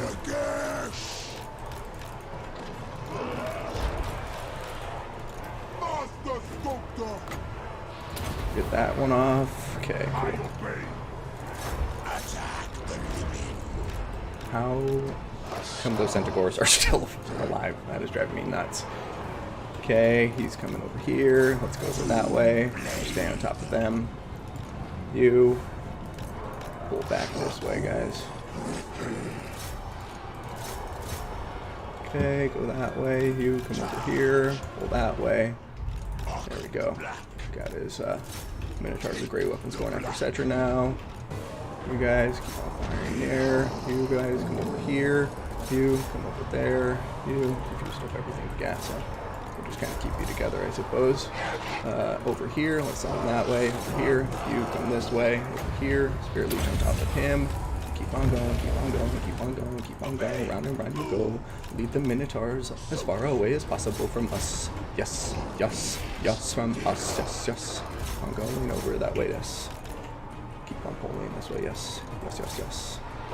We gotta use our infantry up. Every last one of them. Artillery's gonna go down in just a second here, but no big deal. It's okay.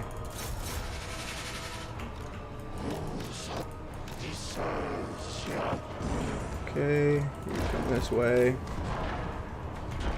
Ready to come support him.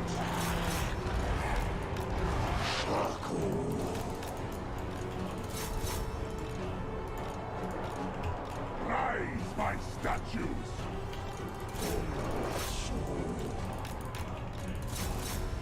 Okay. Pick up these units on the periphery.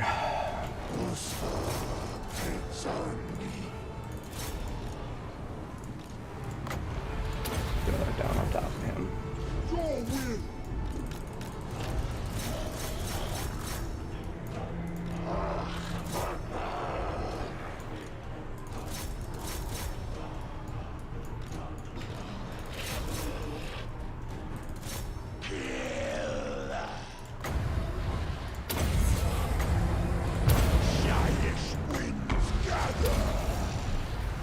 There we go.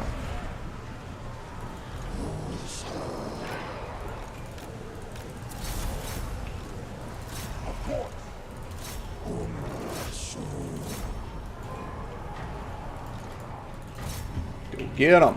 Onwards, minions. Fight.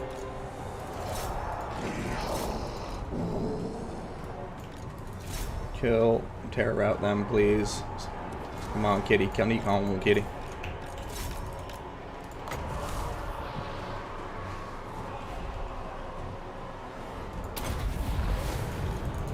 Necromantic.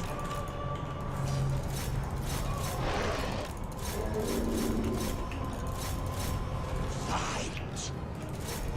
Okay. Here.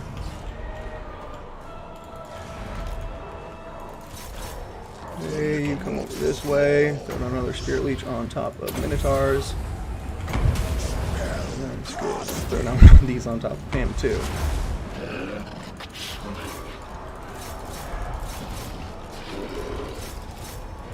Okay. Come on. Stay alive, stay alive. Oh my god! A new unit of Chaos spawn! He saved him! He saved him! Talk about real patience there, chat. That is a hardcore play for my opponent. Is he going to be able to kill off Archon because of it? I don't know. Come on, Terror. You. Animus. Vengeance for Nagash. Okay, go that way. Come on. Yes. Get Terror on top of him. Got Terror on top of most of the key units now. It's really just these Chaos Spawn wrecking us. Break them. Okay, let's do this. Keep going. You go that way.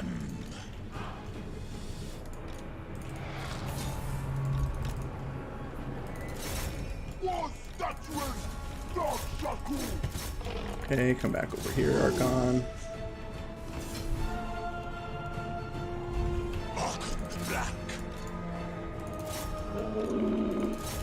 Come on, baby! Oh, what a fight this is. Damn. Strike.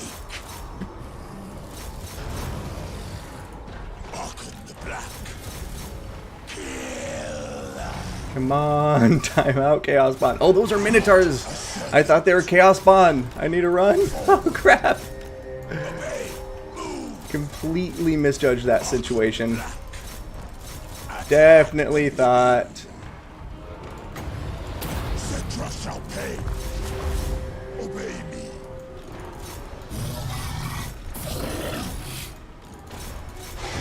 Alright, get over there. Get on top of these Minotaurs. Get over there, Archon.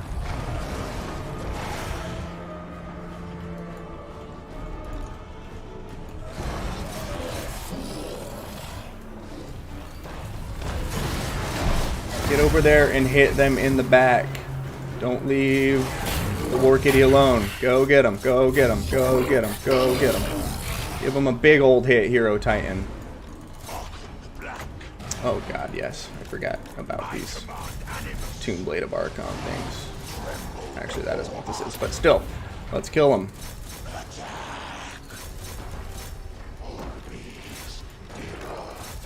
No, you chase him, you chase them. Whew. That is a crazy close game, but I think we just got it.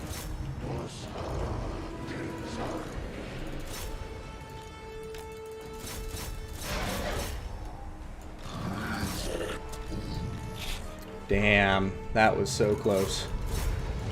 Excellent game to park map. I thought he had me there so many damn times. But GG, well played. Great series. Hard fought. Hard fought. Archon, I am romantic!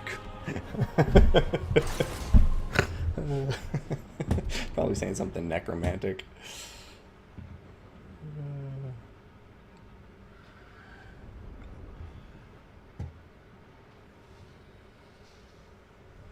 He is a romantic to Nagash. That's a good point, Panzerfaust. Yeah, both intense fucking battles. Very good games to park map. Huge shout out to him. Some nice play from the Beastman here. Really just chewing up my infantry. I thought he had me so many times there, but I was able to win it out with the single entities. What? Weird how that happens.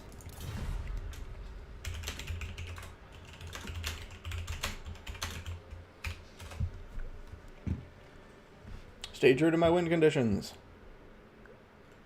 Get myself a partner who loves me as much as Nagash. Archon loves Nagash. That's true. That's the golden standard, isn't it?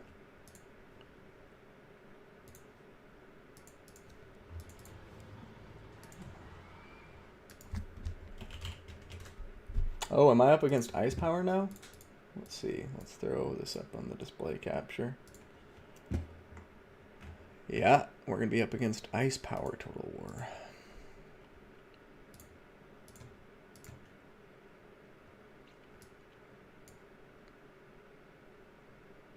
Alright. I can shoot him an invite to this lobby.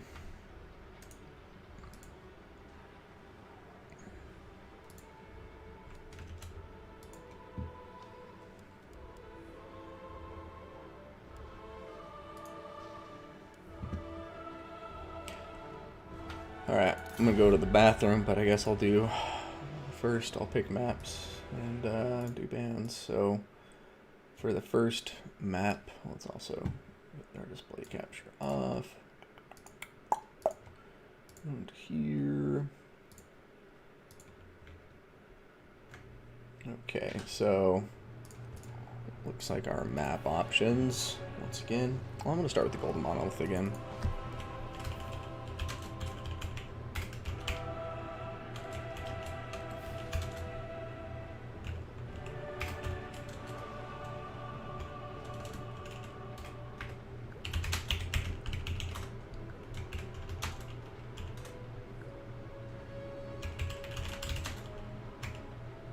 Bagno. Bagno.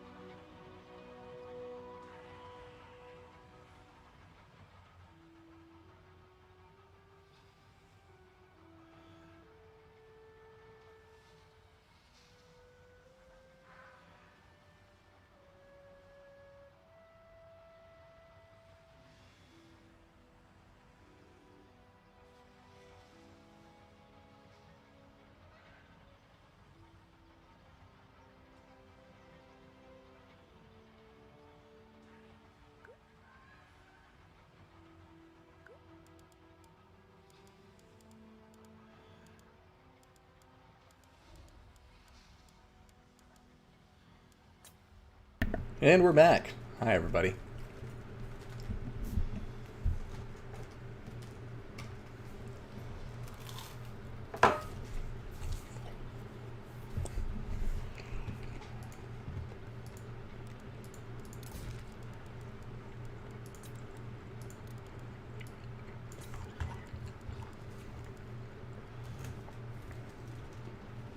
Don't even have a Greenskin Empire build.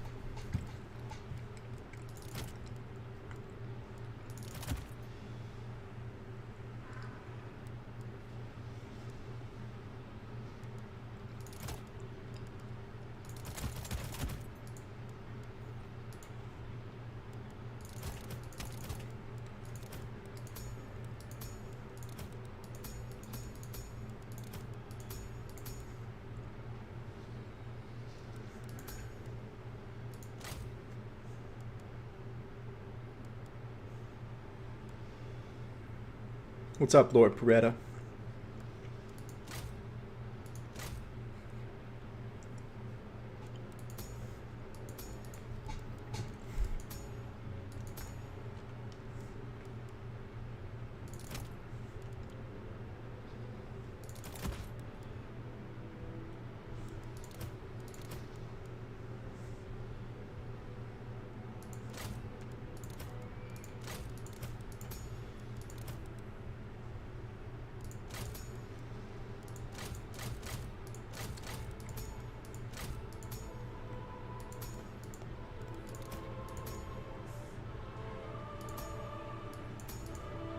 Okay.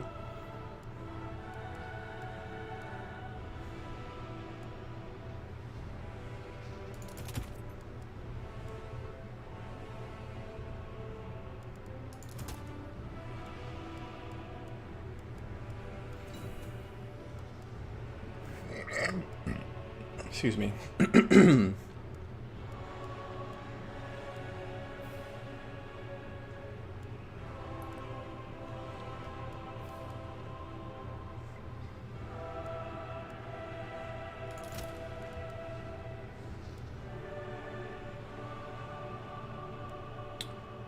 Cool.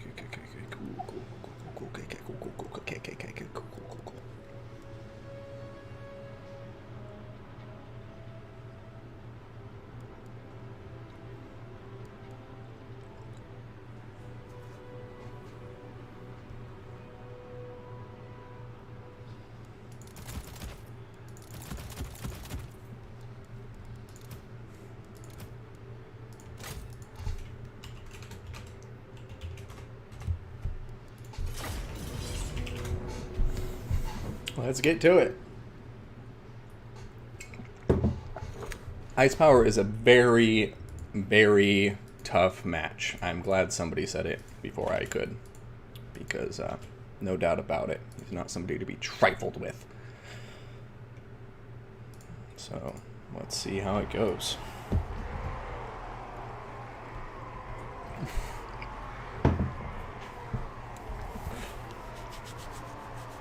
There I go, spilling all over myself. Damn it, now I remember what I forgot to bring. Ass. We'll see if we can power through it.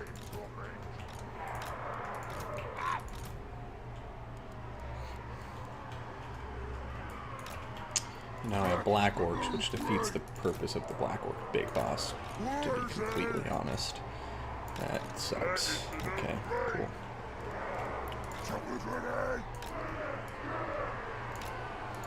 Okay.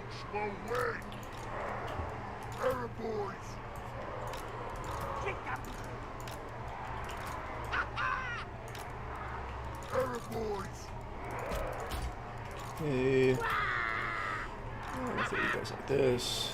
Guard mode so we don't waste you. And as for these, we use better than them.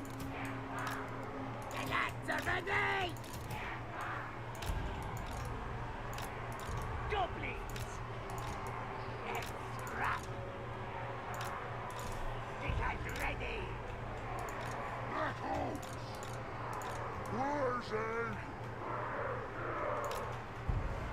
I got the fear. Nasty stokers. Stickers ready. Where's the key?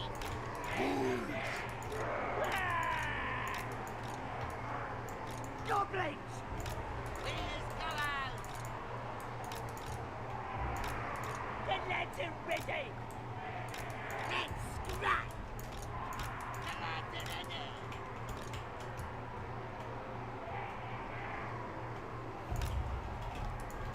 alrighty. Thank you everybody in the chat for the good luck wishes. Good luck, have fun! And let's see how this goes. Let me make sure. Still good on the white line? Yeah, okay, we're good. Now, I guess we'll start by throwing boulders into the Sigmar signs. Followed quickly. Well, actually got to be careful with these casts because we'll probably miss the Lord if we go for it. But pop them on the jet. Get that magic coming.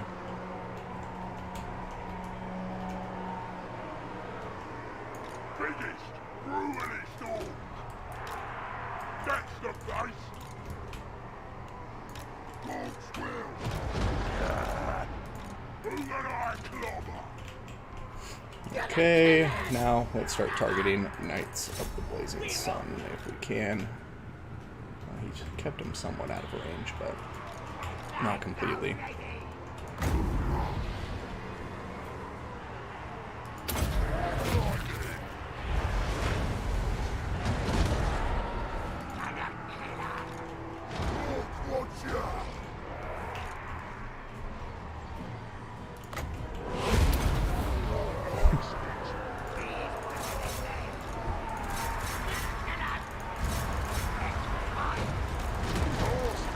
Oh, damn it.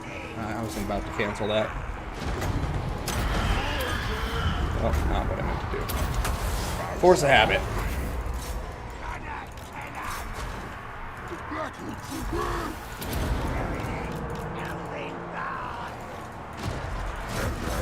The bar is here. Okay. You need to get over here and get on top of them. You guys need to keep on shooting them. You dive forward. You get into here. You charge over here. You do this before you can't. And get it through those knights. Oh, damn, they saw it and pulled out.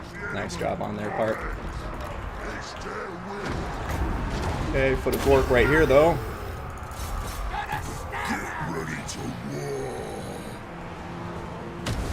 Not going to be on target. Still going to get him a little bit. Not going to be able to catch him there at the smoke bomb, unfortunately. Okay, over here. We need to pull back this way. You guys need to come over here. Pop the wall. You need to do this. You need to come over here. You guys can come over here. You pull this way. Actually, just kidding. It's too late. What am I doing besides giving my opponent a little bit of an edge? Nothing! Whoa! Pop that. Pop this. Pop that. Get on top of this. Okay, you guys need to come down here too. Okay, you guys pull back here. You guys come over here. You guys start shooting them, please. Okay, you. Honestly, what can we do? Shoot him? I'm gonna do a point blank shoot.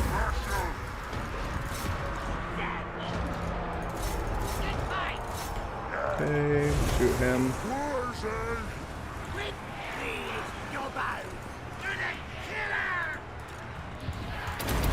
Okay, slow him down if you can. You. Oh, no, that's bad, that's bad. That's going to be the most devastating birding head of all time. Way to go, HW, for opening yourself up to that. Over here, he's trying to stay on top of him. There goes a very nice. And I'm going to effigy to get him really quick. Probably overline on those, but I'm going to do it. Let's pop that down on top of the Huntsman.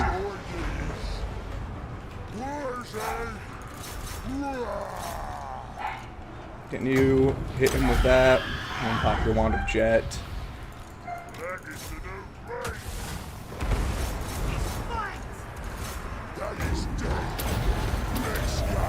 Pop this. Come over here. You come over here. You come over there. You stay on top of them.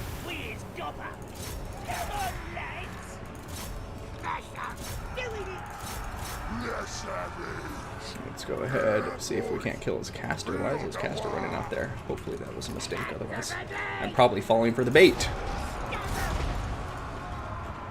Okay, smash, smash, smash, smash.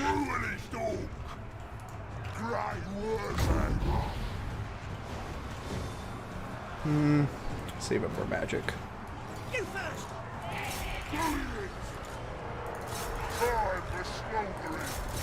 Stick it. Running. Nice one. More spells is Okay, at least we got them taken care of, but their cavalry is still doing very well. Not goblins. we had a great time. Get by. Running. Days can't defeat me. Okay, come on, buddy, pop that. Here we go. Bring it. Pop that one with jet. You guys throw into him. You guys hit him. You guys come over here. You guys stay here. You guys come over here. Come on, Wurzag, hang in there. You're better than them. You've got it, Wurzag.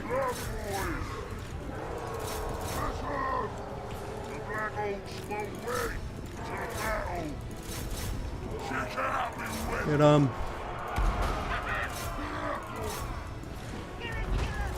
Shoot him. Get him. No, Wurzag! Yeah, Wurzag's probably going to go down right now.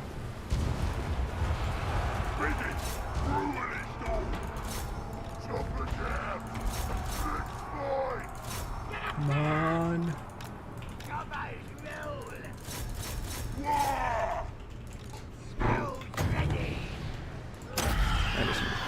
that caster if I can. Gotta stab him!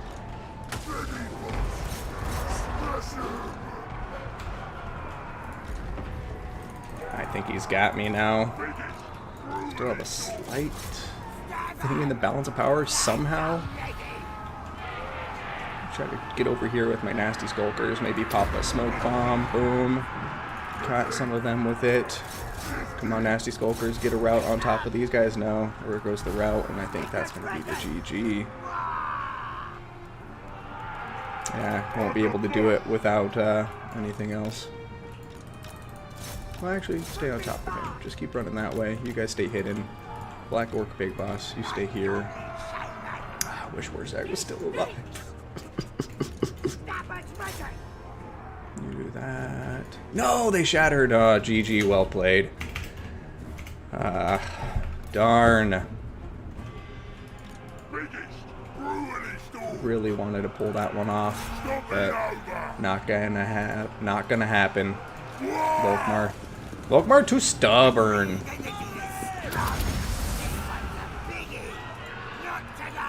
Yeah, damn. Thought we had it for a little bit there.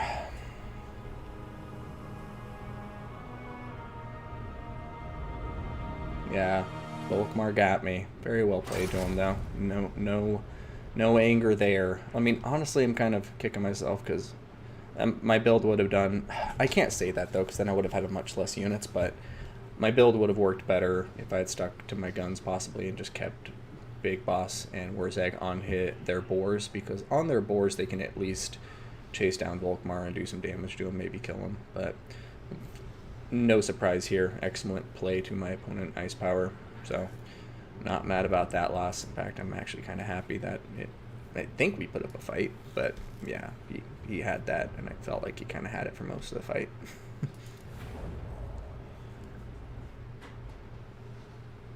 Thanks, Lord Beretta. Yes, I feel validated.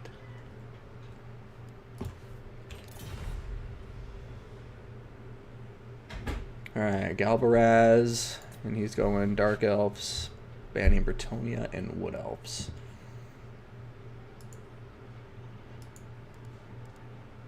On to the next game.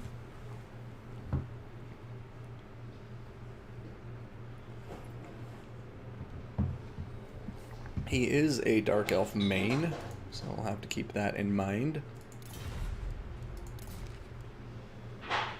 He's banning Bretonia and Wood Elves.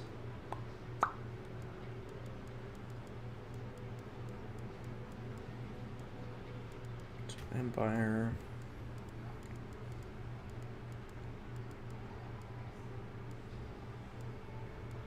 Skaven.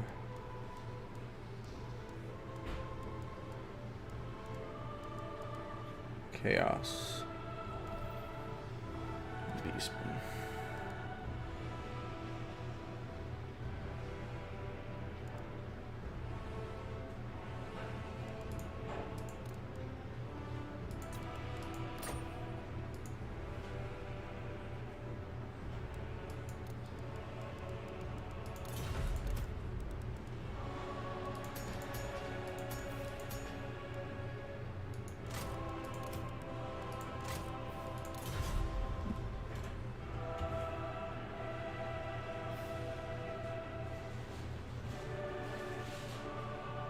Thanks, Panzerfaust. And Herm 20, yo, I'm familiar. I'm familiar with his antics, somewhat. I'm kind of torn between Beastman and Empire, though.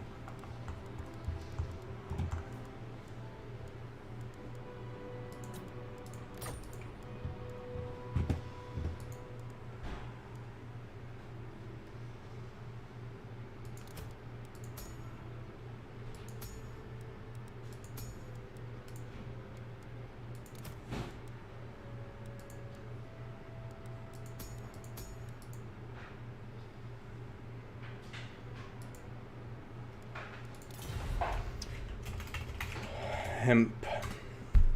Let's go Empire.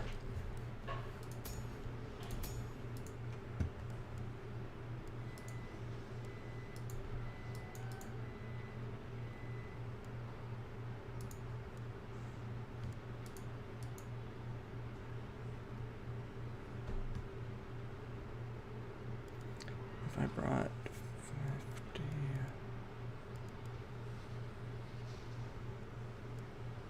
Let's say what, 250 gold. So I'd have what, 300. Couldn't afford anything else with that.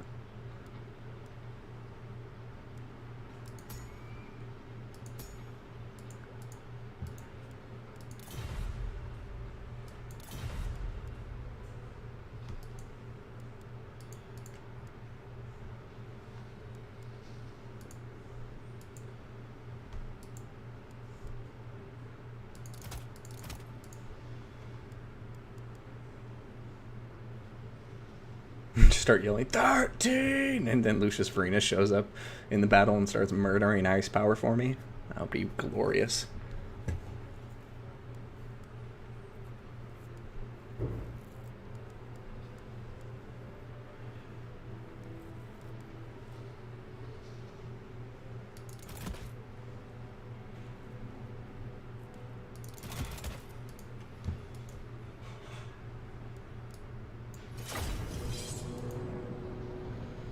Yeah, Varenus, come rescue me, please. Just a little gladiator, a red-headed gladiator figure runs out onto the Galbaraz map, just chops Marathi's head off. No, actually, I guess he would technically have to pick up a mace from the ground and shove it through her shoulder into her torso, giving a second head. God, anybody who hasn't watched it, go watch Rome, damn it. Okay, let's see. Ready. Hellstorm rocket battery. Wizard of Death. Ready. Marina, guide our aim. You bad. Heldenhammer. Ready for war.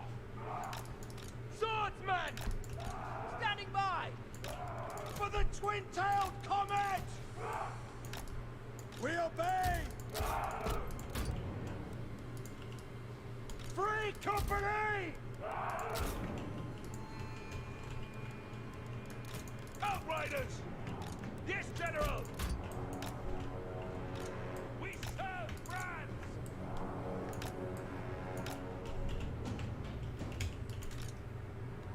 Let's go, ice power. Ice power of ice. Power much comes from ice, so power much things. You guys picking up what I'm putting down? Smelling what I'm stepping in? Yes, General. Caster of Shaish. Blow deathly winds.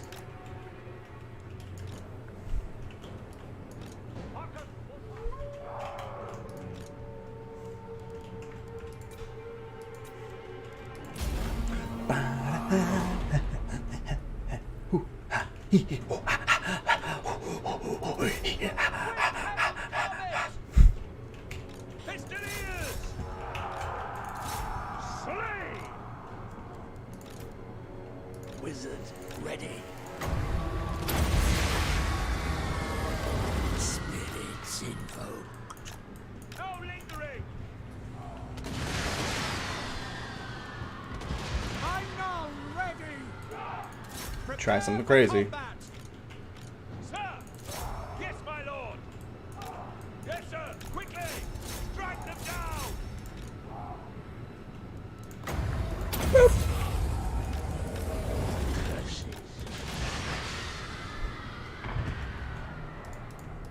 Wizard of Death. Destroy! Hellstorm rocket battery! Spearman! By Galvaras! To oblivion! Blow deathly winds. By Galvaras! Pistoliers! Yes, sir! Quickly! The front! Swordsmen! Awaiting orders! By your command! We obey!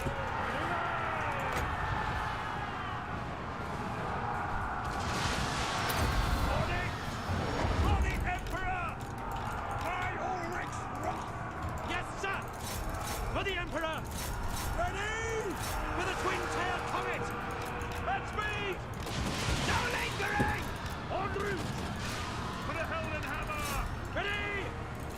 We serve the Emperor! By Ulrich's Rock! Go!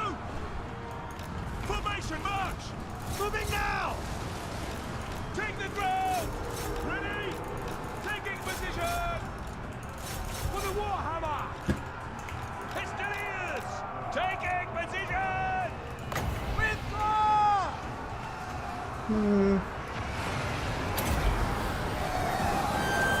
I shall unhinge them!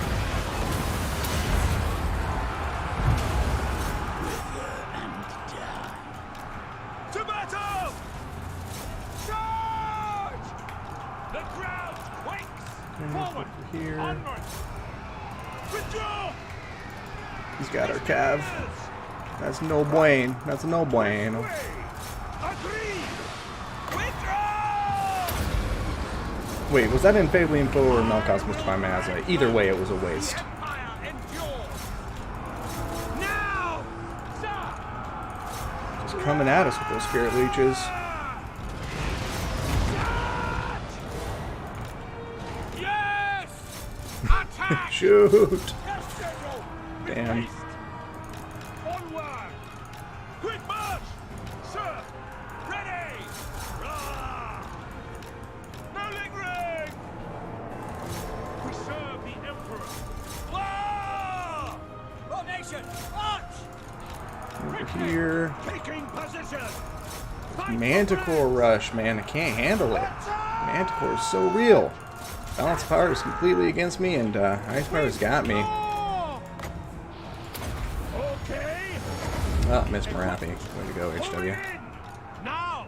Actually, it doesn't matter. Manticore got up in the air anyway. Sigma calls. Sigma. Run. Trying to drag down these cold ones. Oh, it is Melkos Mystify Mazza. I will melt the tiny minds. Attack! Over here. Accord. Yeah, I think that's GG. The Grey Order. What can I do against such reckless Manti? GG, well played. Sigma preservers. Concede defeat and wish Ice Power the best of luck in the rest of the tournament. That second battle was not nearly as pretty as the first battle. He really shut down my cav super hard. I just didn't get the right engagements, and he just overwhelmed me. And that Manticore with Marathi, man, it's so tough. He's really good with it. So power to him. I kind of wish I would have stuck with my wagons, to be honest, but somebody whispered in my ear that they weren't good here. Excuse me. Still a good match. Yeah, well, no, well played to him. He played that beautifully.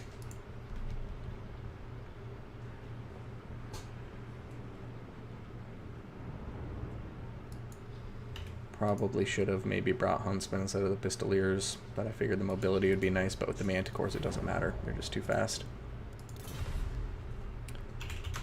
Series. Good luck. On the next.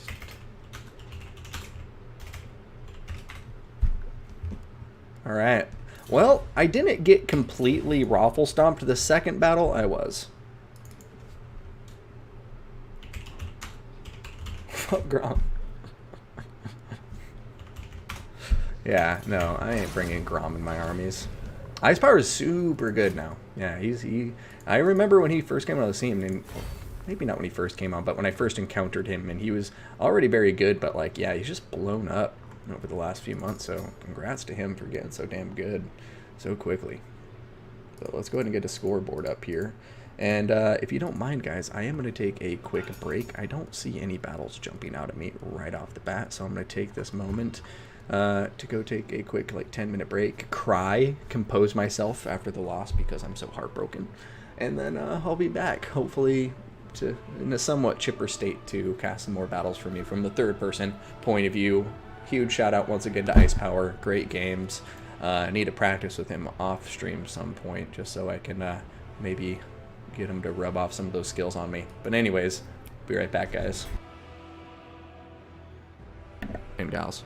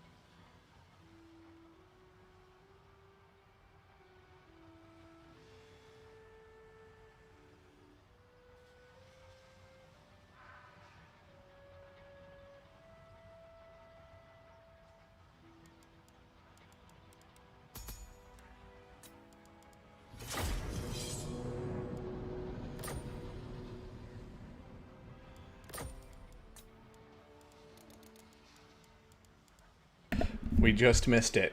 Just missed Ice Power and Killer in You. Damn. I was a second late. $1 short.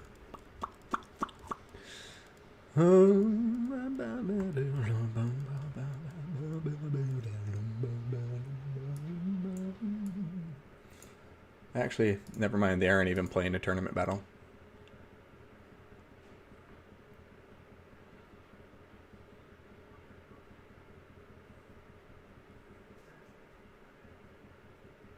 Oh, yeah, good point, Krumpenstein. I'm just read your chat. Very well put, if you're still in the chat listening. Yeah, I'll have to rethink that build. Got to play it more aggressive. I think I like the wagons, Joe, just because the mass is nice against manticores, but I would need to bring Earthblood if I focus on that route. Neck bet, sure thing, man. Sorry about that. Host. Oh wait, never mind. Kind of don't want to continue. Can Deadly Bunnies take my spot and continue playing? Let me go ahead and check the tournament bracket really quick, my friend. Neck bet. Darn. Normally I would say your earlier opponent should, if that would be okay with you. So Takoyaki should be the one to proceed if you don't feel like continuing. Just so the brackets aren't messed up, and technically, since these are all ranked, it wouldn't, yeah, I would have to give it to Takoyaki, so sorry if you're listening to the chat, Neckbet. So let me know if you have questions or need help editing it. You should be able to update the scoreboard, but I would reach out to your previous opponent, Takoyaki, let him know I'm forfeiting, actually I'm out, and then just let him proceed. And what I would do is give him a 0-0 victory, since technically you won. That way it reflects not that he like got wins against you, it's actually a forfeit. Make sense? Either that, or actually I guess technically I should just have you forfeit against Ruben. But if you want somebody to play on, that's how you should do it. Let Takoyaki proceed. If you just want to forfeit against Ruben, then you can do that. So those are the two options. Let me know if you have any questions. Oh yeah, with wagons. So yeah, sorry, Neckbet. Hope that makes sense. I just gotta keep it fair, kind of thing. And if I let somebody play as you, I don't know. Yeah.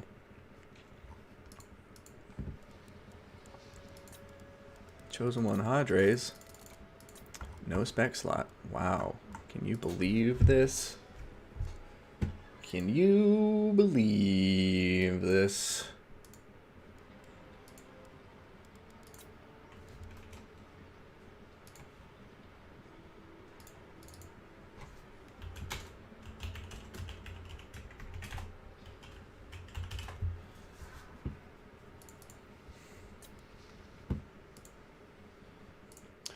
Thanks for being understanding, Ekbet.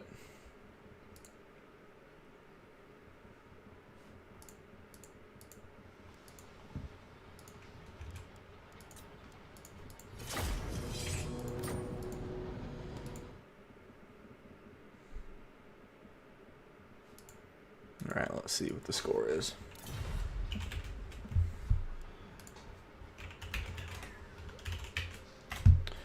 Got Hadres and Chosen One, currently going by Not So Chosen One.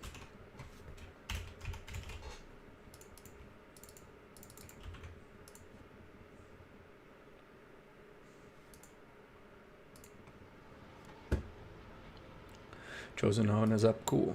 All right.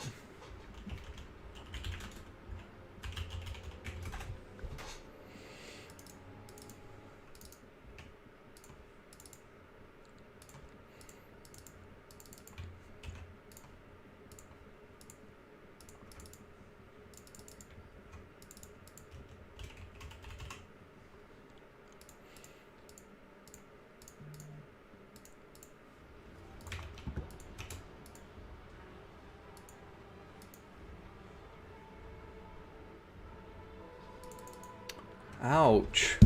Chosen One. Did I even try?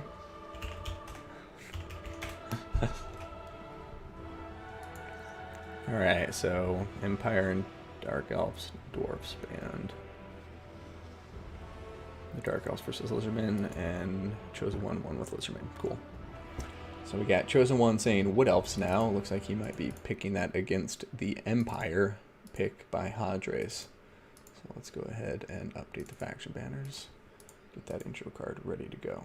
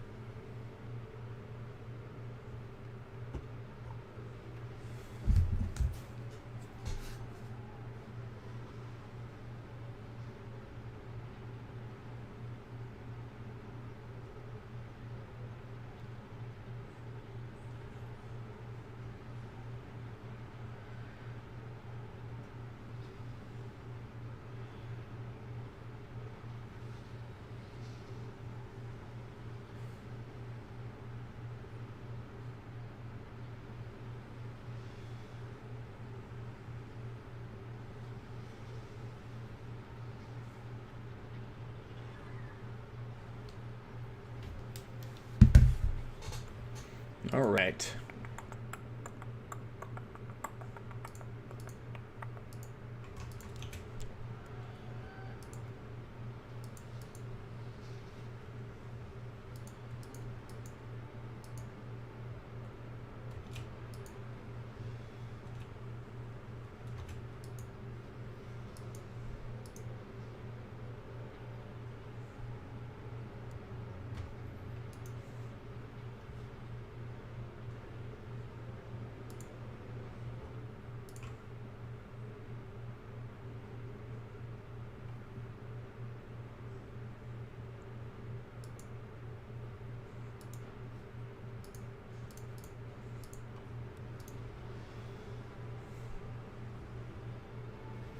All right, how about we go take a look at the scoreboard so far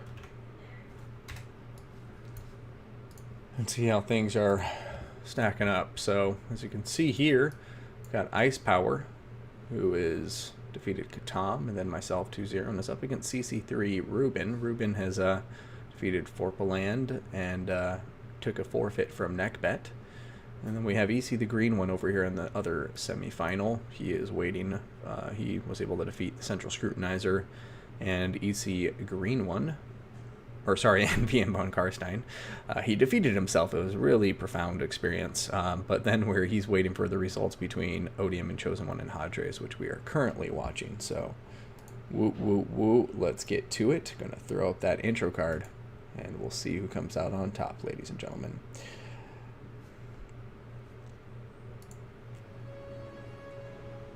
Actually, I don't know why I threw up the intro card, because we're not ready yet.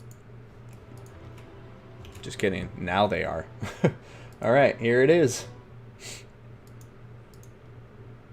We've got Hadres bringing the Empire versus Odium Chosen One and the Wood Elves. This is round 2 of their best of 3 battle. Winner will be going to the semifinal, and Odium Chosen One is up 1-0 at the moment. Map is Galbaraz. So let's load in and see what's going on.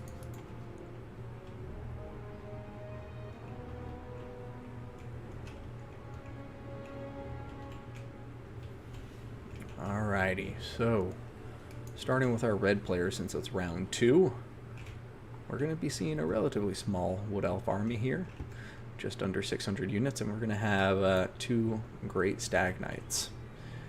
For the mobility here, looks like we have 5 Eternal Guard. All of them will have shields. We're then going to be looking up front at 1, 2, and 3 Way Watchers. Now for the hero squad. Looks like we have a Spellsinger of Life, a Waystalker with the Arrow of Kurnos, Eye of Kurnos, and then we also have a Spellsinger with Earthblood and Awakening of the Wood, and a Glade Lord with Prey Vanathrama and Arrow of Kurnos. For some reason that name I just said for the Waystalker escaped my mind by the time I got to the Glade Lord. Anywho, over here to the Empire in blue, gonna have Huntsman up front.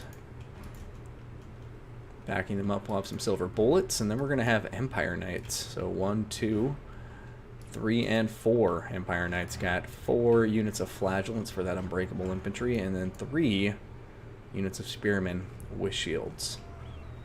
For the leadership in this army, we have a Fire Sorcerer, Bright Wizard. Going to be a Burning Head, Flaming Sword of Ruin, and Kindle Flame. And then we have Marcus Wolfheart.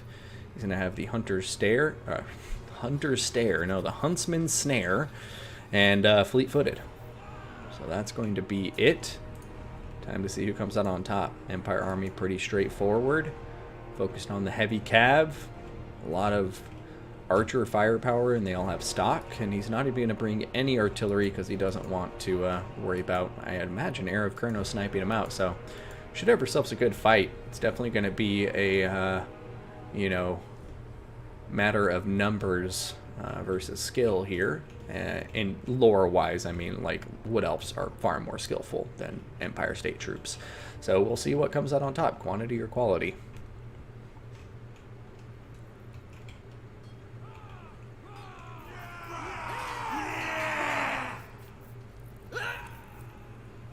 I will say the Waystalkers aren't going to have too many ideal targets. I mean, the Empire Knights are really going to be what they want to focus on, but other than that, they don't have a lot of expensive targets to drag down, so we'll see. Where is the sorcerer? Oh yeah, it's Marcus Wolfhard.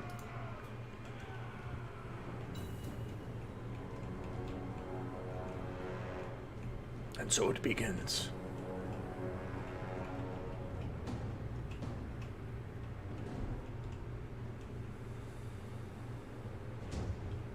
Alright, armies positioning themselves, and looks like we're getting into the skirmish phase quite quickly here as our Waystalkers are coming out.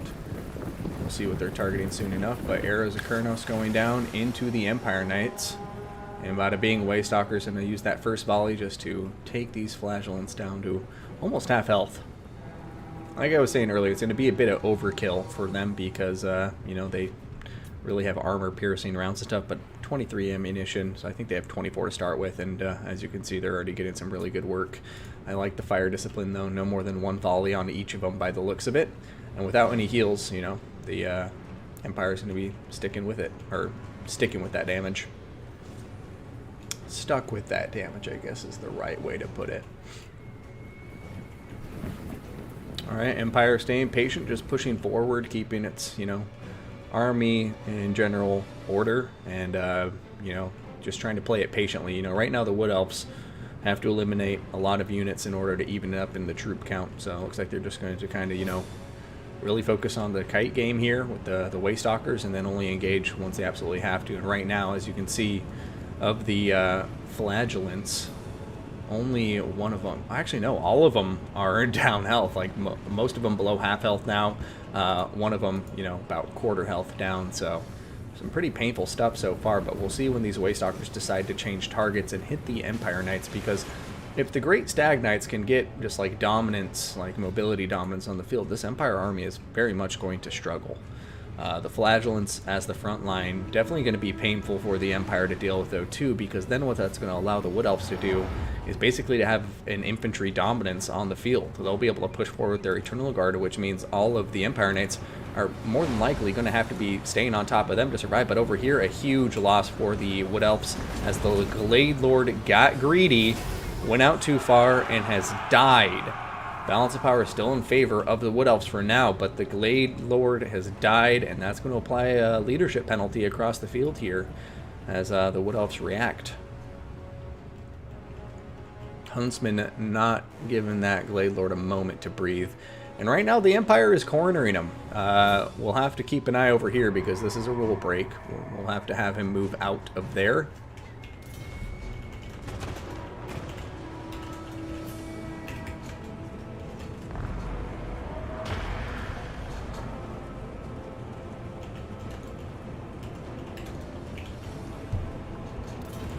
Yeah, just gotta give him a quick reminder there. They can't be this close to the white line. Right now he's running away, but he can't use it defensively. So we're going to be keeping an eye on it. I know Chosen One is an experienced player, and likely he's just using it to maneuver. Okay, over here, Eternal Guard diving into the Empire Spearmen.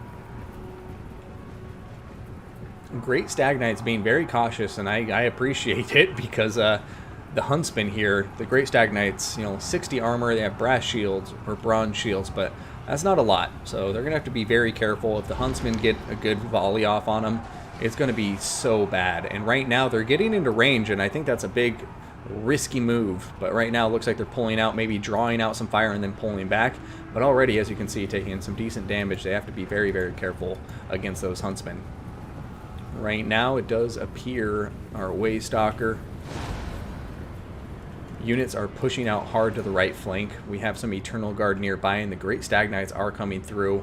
So it doesn't look like these Empire Knights are going to successfully threaten the Waystalkers. Probably going to get eliminated before they can close the gap, and boom, there they go, dead to right. Eternal Guard now pushing forward at the state troops. And it looks like the Wood Elf Infantry is getting committed. But unfortunately, the Wood Elves haven't really sent any of their infantry into the back lines. And oh no, Hunter's Snare going down on top of the Great Stag Knights. Silver Bullets and the Huntsmen are in range. And will this be a game-changing moment for the Empire? Right now, Net wore off, Earthblood going down. The Great Stag Knights are still healthy enough to retreat. It's just to be a matter of if our Wood Elf player does so in time, or if they're going to take too much damage while they're in. Balance of power now shifting over to the Empire for the first time.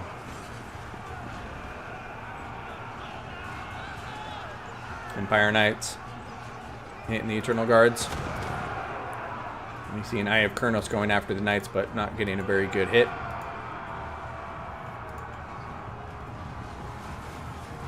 Wood Elves very much, I think, recognizing the wind condition with these great Stag Knights and trying to play them as cautiously as possible, but it looks like this is the moment. They're going to go for it. They're going for... Oh, no! Just kidding. Yes? No? Maybe? I can't tell. Here we go. Yeah, they're committing now. They're going into the Huntsmen. Waystalkers opening fire into these Huntsmen, and you're going to see the giant Stag Knights just running, making a beeline for all of these vulnerable archer units. And we have Empire Knights over here hitting the Eternal Guard very, very hard. Great Stag Knights are now pulling away from the Huntsmen, a very risky maneuver, but they're trying to break the front line, and it looks like they're going to be able to do so with a huge charge into the back of the Spearmen. They're now trying to turn around again in time for the, basically to engage these Huntsmen again before they get shot to pieces, but it looks like the Huntsmen and the Silver Bullets are doing their jobs with great efficiency. These great Stag Knights just withering underneath this fire. Over here, going to be seeing a burning head. Looks like it's connecting with a lot of the Way Watchers. Great Stag Knights have routed what remains of the Huntsmen, though. Ounce of power significantly in favor of the Empire at this moment. We have strategic reserves back here in the form of a full health Spearman and a full health Empire Knight. And Marcus Wolfheart still around, so is the Bright Wizard. But Wood Elves now kind of looking like they're pushing forward, trying to make a comeback here. And if they can eliminate the Bright Wizard, that would be a nice place to start for them. Right now they are routing a lot of key units, and as you can see, in spite of the balance of power, I think this is still anybody's game, so we'll see what happens. Right now, the Empire Knight's getting a beautiful charge into a bunch of unbraced Eternal Guard.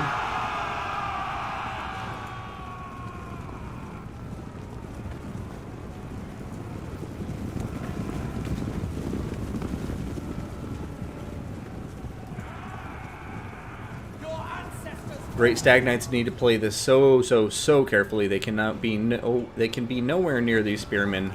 Especially if the Empire Knights are coming at them, I would probably peel them off, start running this way. They are way faster than Empire Knights at 90 speed compared to 66, so they just have to keep a respectful distance and they'll be okay. There goes the Huntsman Snare, though. And I don't know who hit the lag switch.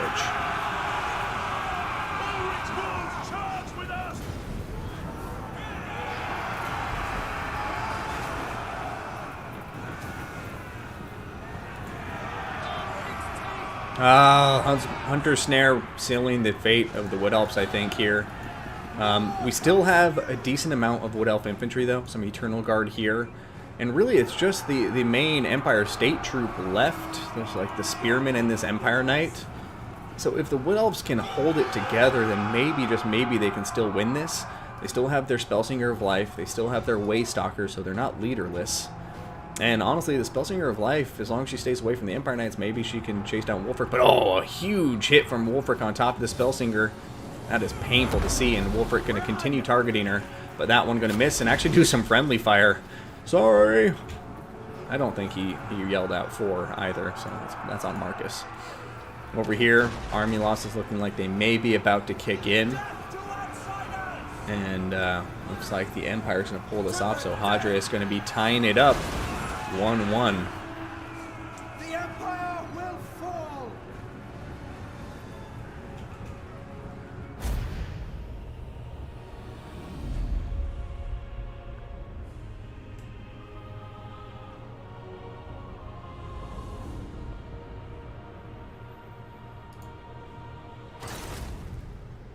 Marcus getting a crazy amount of damage. The Huntsman really doing work, but I mean, have a huge shout out here to Chosen One with the Waystalkers. Look at them just raking in the value.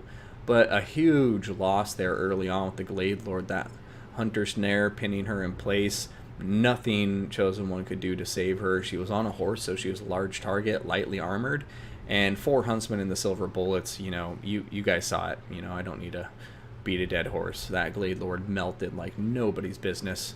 Painful thing to see, and you know, that really losing out on those Net of Mintox and things like that, or sorry, not Net of Mintox, Prey of Anathramas, missing out on that.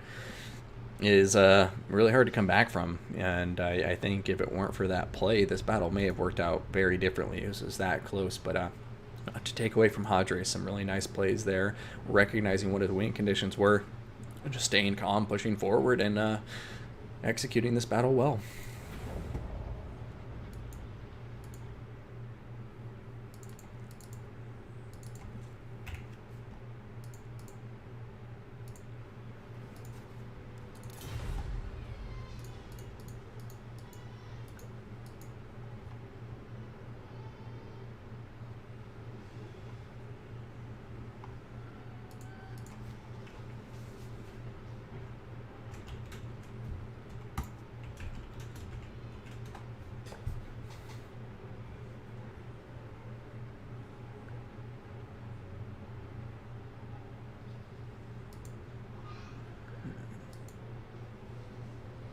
Alright, Wyvern Lake is going to be the map, and we'll see what the picks are in just a moment. Yeah, Empire's Patience winning the day. That's really the main thing you got to keep in mind when you're up against a player who's kiting you.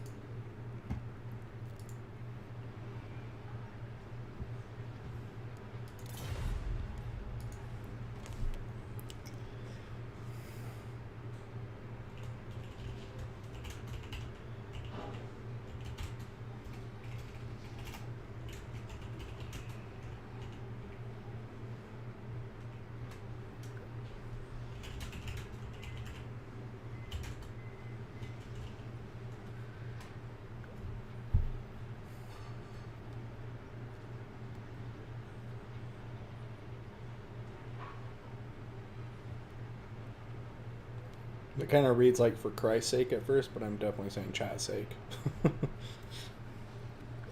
Wood Elf, Skaven, and Liz ban on Tomb Kings. Cool. Don't like the rush players, but this isn't the Warhammer World Cup. It's a qualifying tournament, so.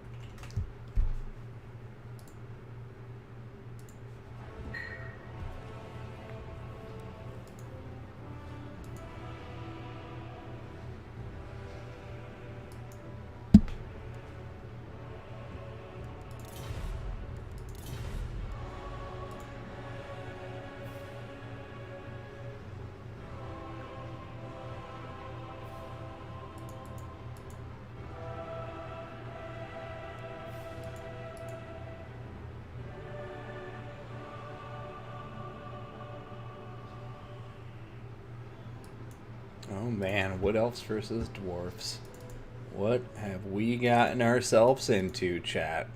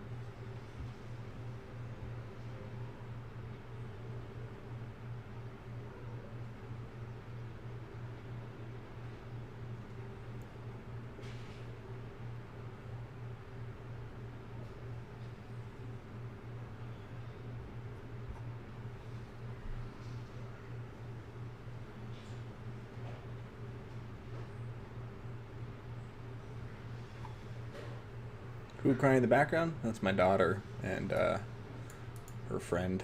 They're both 2 going on 3, so you'll hear baby chatter in the background of my streams most of the time.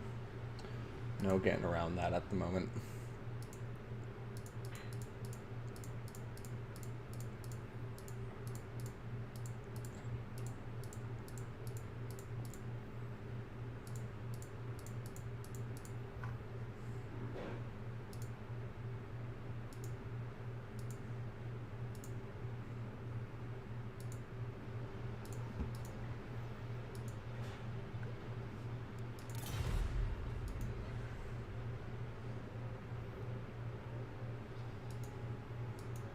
Oh man, all dead so far.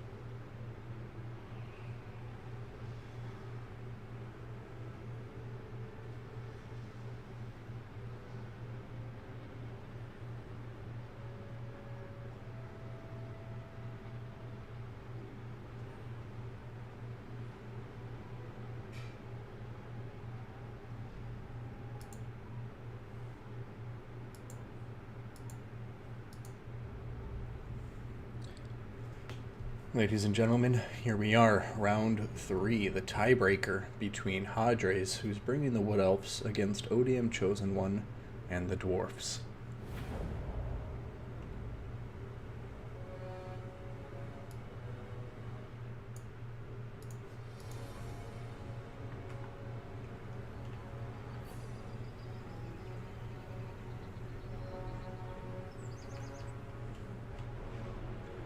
Alright, starting with our Wood Elves.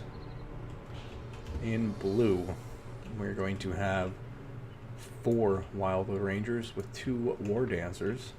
Got 2 Glade Guard here, 2 Glade Riders with Spears, and the Regiment of Renowned Great Stag Knights, the Lost Sylvan Knights.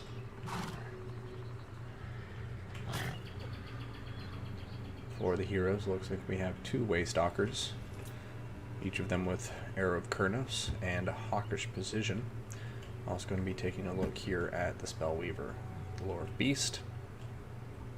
Where the hell did she go?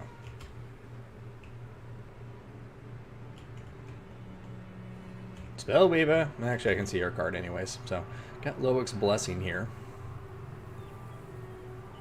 Just a cool ability. Gives stop or speed and stock to everybody in the AoE. Got Arcane Conduit. Also going to be seeing Opal Amulet with the Amber Spear and Transformation of Kadan. We'll see how the Amber Spear goes here, but it can do a ton of damage against dwarf units if you get a flank shot. So, hard to pull off, but it can net a lot of value on the right targets.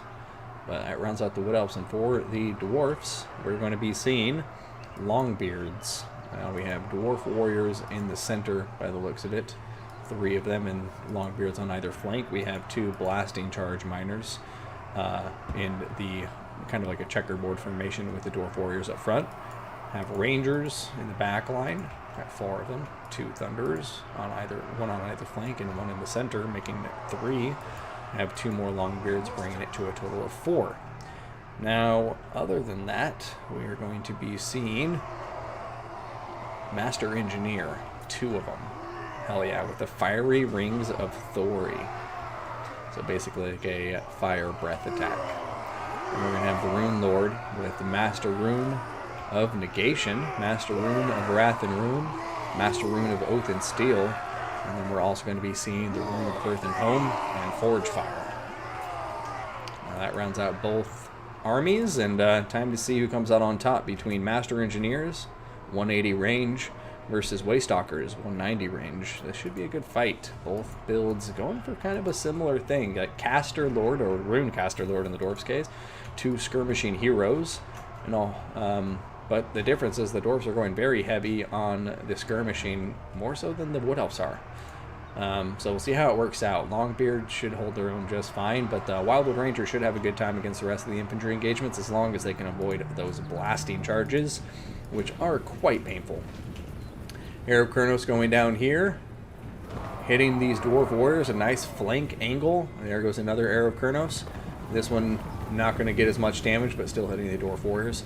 Would have liked to have seen those targeted on the Longbeards, but hey, hindsight's 50-50, and maybe he just didn't see him, and he was going for the angle rather than the unit.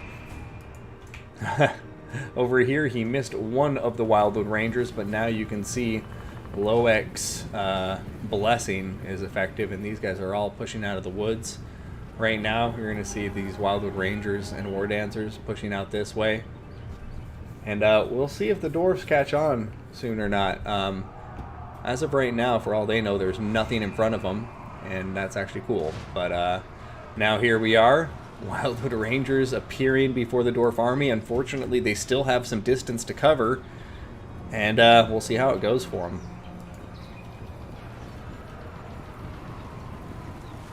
So, you see these War Dancers getting targeted by Rangers. It's very, very painful. Oh my goodness, we have an Eagle Summon. I forgot that the Elves have an Eagle Summon and not a Manticore Summon. Over here, Lost Sylvan Knights going into the Miners with the blasting charges. The other Miners getting a devastating volley off on top of these War Dancers. And actually getting some 2-for-1 damage there into the Wildwood Rangers. And here comes another one, and look at that. The War Dancers just devastated. But now they've closed the gap, and we'll see if they can hold out in the combat there. Meanwhile, Blade Riders with Spears in the backlines on top of Thunderers with the Great Eagle. That's some very nice value here. Wood Elves really putting up pressure on a lot of fronts. Terror kicking in the center where the Lost Sylvan Knights are. And they are pushing forward with a vengeance. There's no healing in this Wood Elf army, so got to remember, whatever damage the Lost Sylvan Knights take, they will keep. But for right now, they're relatively healthy, and a really nice break in the center there has allowed them to clean up 2 Thunderers and maybe even a Quarreler here. But right now, you can see the Thunderers getting chased by the remaining Wood Elf Knights, and the balance of power is in their favor. So over here, 1 Master Engineer seems to be getting focused down by both of the Waystalkers. They seem to be coming out on top, no question about it. Terror kicking in on top of the Master Engineer now, and he's going to start routing. Over here, you can see after breaking through the center, it looks like the Wood Elves have come to meet up with their right flank Wildwood Rangers and War Dancers, and now they're just kind of sandwiching everything here. And right now the Wood Elves looking like they're in a very good spot so far. That's the key word there, so far. We do see the Spell Weaver getting a Master Rune of Wrath and Ruin, slowing her down. Loic's Blessing going down to improve the speed though, and also give her Unspottable. And I don't know, the Dwarfs need to get something going quick here, because now the Wood Elf Infantry is actually in a dominant position. Wildwood Rangers slicing through the Dwarf Warriors. I'm sure there's some Longbeards nearby. Here comes a Fiery Ring of Thori, doing some nice damage hitting those Wildwood Rangers.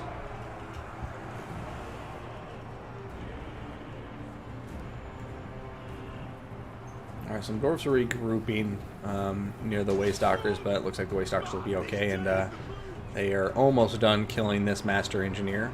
He only has 234 health, so probably one more volley will do it.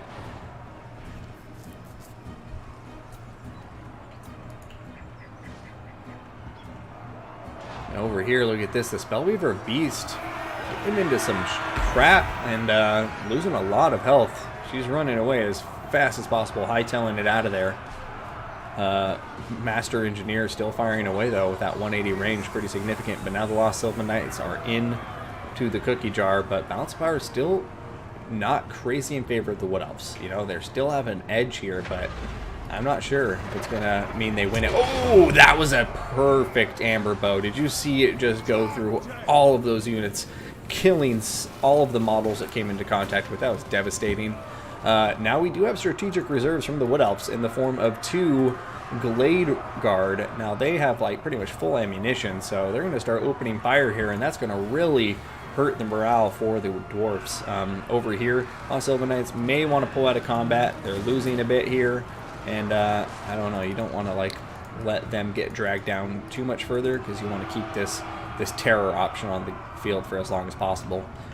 Over here, Glade Riders with spears, continuing to harry the back line.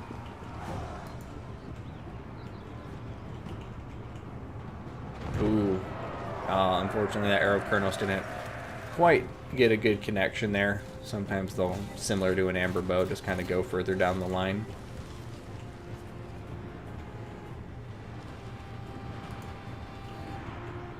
There's another Amber Spear. This one looks like it's going to be a little bit off target. Really off target, I should have said. That's an unfortunate. Oh, Fiery Ring of Thori. Doing some good damage to the Glade Guard here. Thunder is firing away, doing good damage too. And look at that, the Dwarfs are starting to creep their way back in to the Balance of Power, ladies and gentlemen. Lost Sylvan Knights, Master Rune of Wrath and Ruin on top of them now. Wildwood Rangers in combat, though, to support them, and we have both of the Waystalkers now coming into combat, looking like they may be trying to get a piece of the Rune Lord, who has just popped a Master Rune of Negation to give that huge ward save.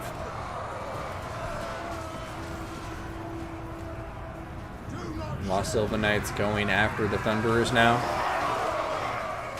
Balance of Power officially in Red's favor, though.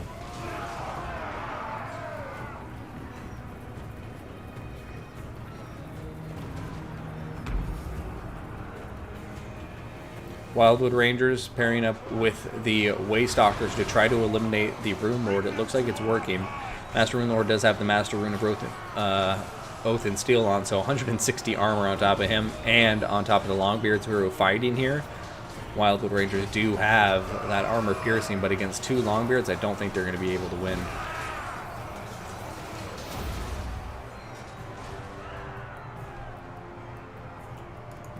Balance of Power back to the Wood Elves, but man, this is really back and forth, to say the least. Over here, Glade Guard hanging on by a thread, but still got him here. Still got some ammunition to fire away.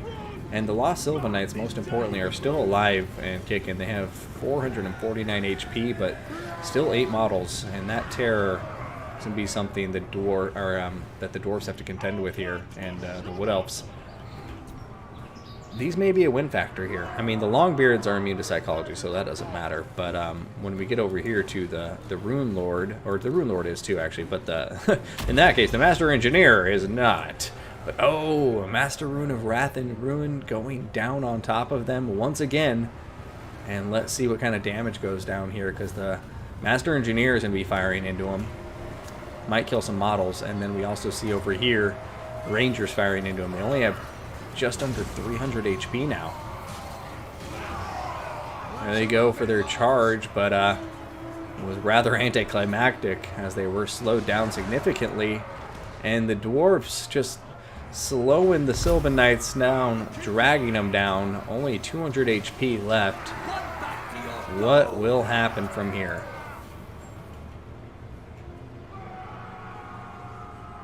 Blade Guard can just firing away at the Rangers as they push forward, shattering them on that last volley. While Sylvan Knights are routing. Oh, Amber Bow! Or it's not Amber Bow, Amber Spear going down to the Rune Lord. Ow, Waystalker's on his ass now.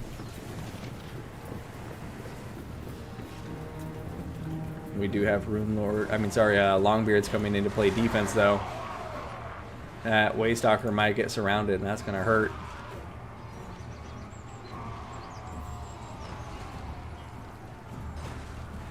Oh, man. I put my money on the Master Engineer over the Waystalker any day. Waystalker, what? Has a weapon strength of 325. Master Engineer, 280, but armor piercing? I guess never mind. Not as good as I thought it was, but see if the Glade Guard can tip it. But this battle is crazy close. It's actually kind of hilarious how down to the wire this Wood Elf Dwarf matchup has come. But there it is. The Terror out. The Lost Sylvan Knight's going to pull it out. GG, well played.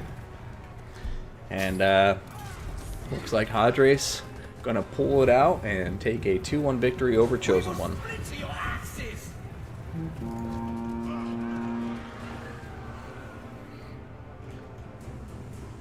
And keep in mind, that was after he was down a 0-1 deficit to Chosen One, so very nice comeback.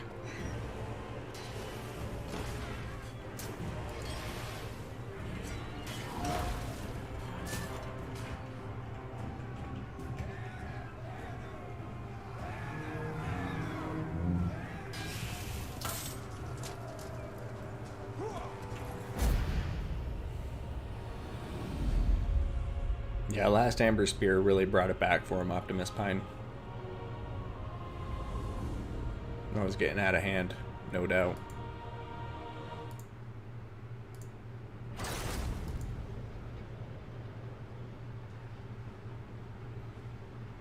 Yeah, Lost Sylvan Knights, they didn't even pay for themselves, but they definitely paid for themselves, you know what I mean? Wildwood Rangers being really well utilized, all but one of them get paying for themselves. War Dancers had a bit of a rougher time. Waystalker play very nice, and same with the Spellweaver. I like this Wood Elf army, and he played it to near perfection, and it's always a risky play bringing a 2,000 gold ROR unit without any healing options, so power to him. And this Dwarf army, same thing, I like it a lot. It was a very close game, just happened to go to the Wood Elves there. Hadres executing quite nicely, and taking the best of 3, so let's go ahead, get out of here, go to the semis.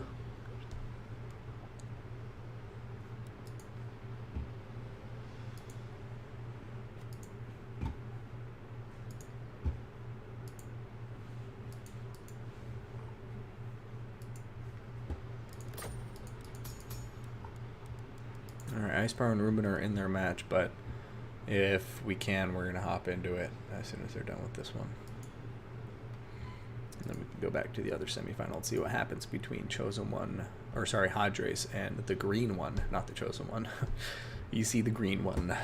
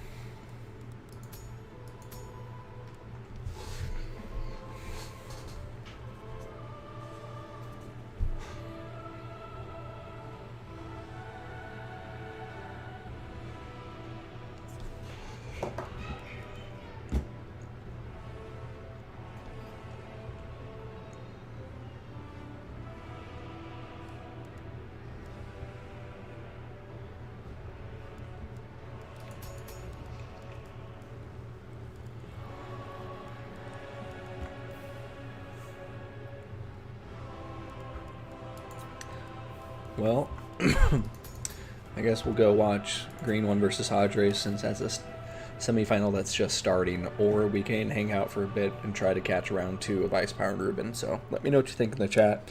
I'm gonna go to the bathroom. I'll be right back and see what you guys say in the chat and go from there. Ah! Ah!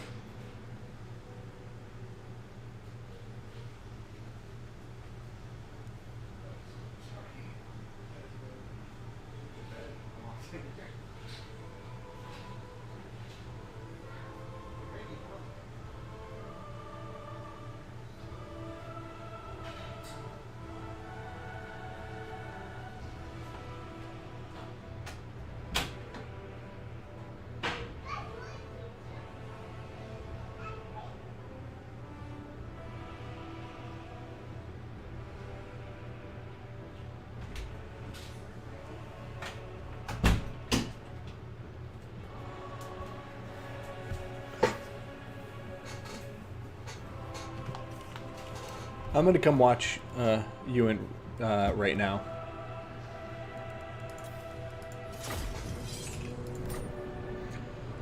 So go in and get ready. I don't know. I had the spin wheel up there.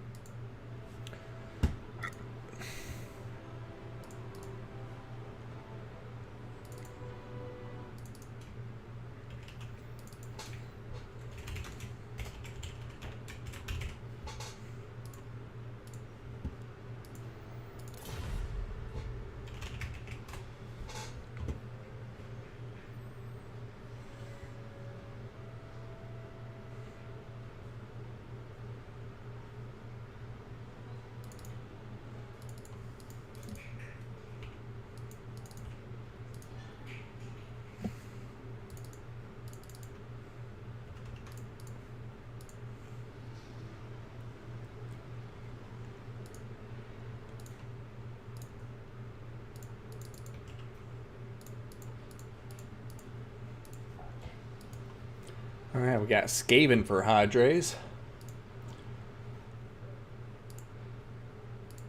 And banning Wood Elves and Tomb Kings. Makes sense. 69 viewers. Always King Thran. It's my ideal number of viewers.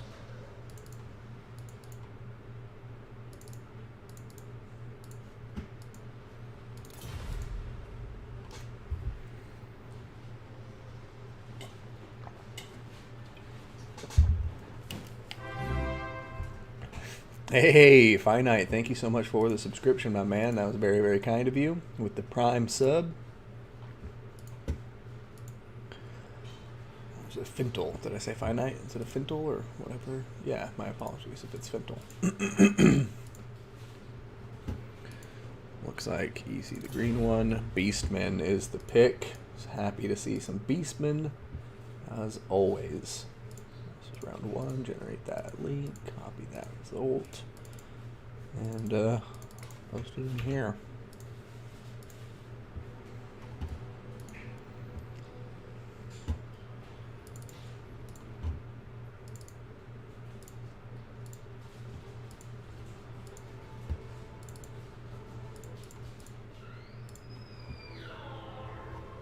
Hey, thanks, Fintal. I'm really happy to hear that. I appreciate the support.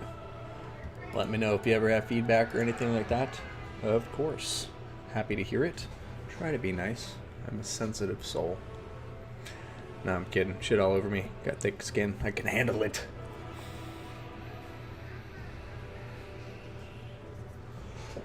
Apparently my daughter's very upset outside, or she's just making tiger noises. I can't tell which.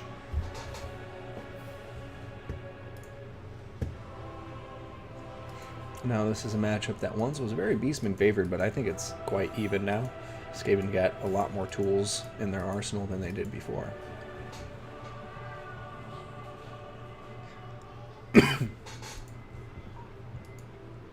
Hey, Cow84. Welcome, welcome.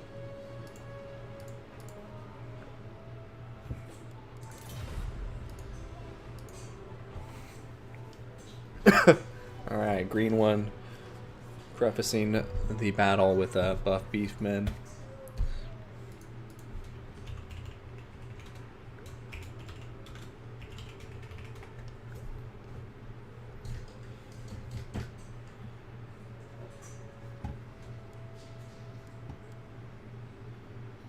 Cow 84, if I had to guess, I guess given your name it makes sense you're rooting for the Beastmen, so I'm happy to see that. And you must be rooting for the Butchers of Kalkengard in particular. Gotta have those milk cows going into battle and causing utter terror. Utter chaos. Utter anything really, it's just a funny pun. It was like utter, but then cows have utters. Big brain jokes. Moo.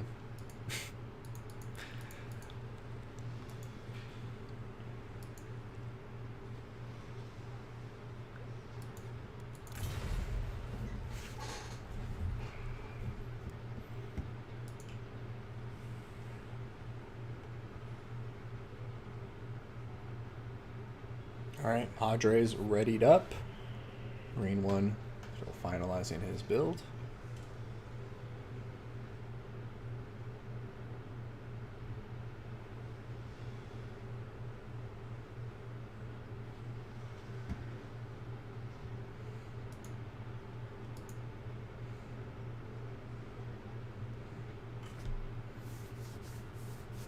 And here we go, chat. Get ready for a battle between two very beastly factions.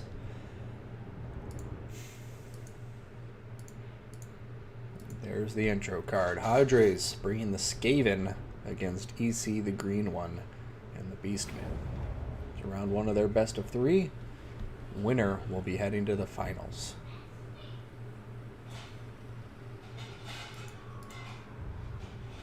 Oops, I forgot to turn off my camera.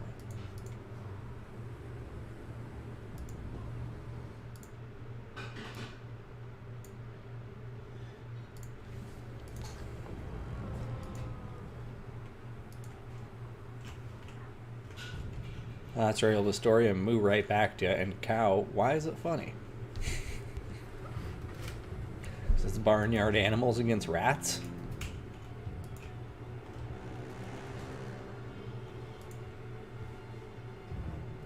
Yeah, I guess when I put it that way, it is funny. Alright, starting with the blue player and this Ratman. I'm going to be looking here at a Doom Wheel. Yes, yes! Along with some Poison Wind Mortars, Poison Wind Globadiers, 3 Skaven Slave Slings. Thank you for the follow, Vic77. We're also going to be seeing the Council Guard Stormvermin, along with 1, 2, 3, 4, perhaps, Clan Rat Spears with shields. And then we have Skaven Slave Spears, 1, 2, 3, 4, and then a 5th Skaven Slave being just a generic variant. Got a Plague Priest on top of a Plague Furnace. He's got Pestilent Birth, which has been increased to 16 Winds of Magic for the summon. Got Vermintide and Pestilent Breath, along with Plague Rast and Billowing Death. Now, also in the army, we have Ikedzazap, going to be the ROR Warp Lightning Cannon. And then leading the army, we have Queek Headtaker. That bonus versus infantry of 35. So against infantry, his melee attack goes all the way up from 66 to what would that be? 101? Or am I terrible? Yeah, I think that's 101. So very good chance at hitting infantry. And then his melee defense, or his weapon strength, goes up to 455. So don't see him too often. I'm happy to see him. And also, before I forget, let's cover his items. Got Trophy Head, Stand Your Ground, and Verminous Valor with the Warp Shard Armor. Damn.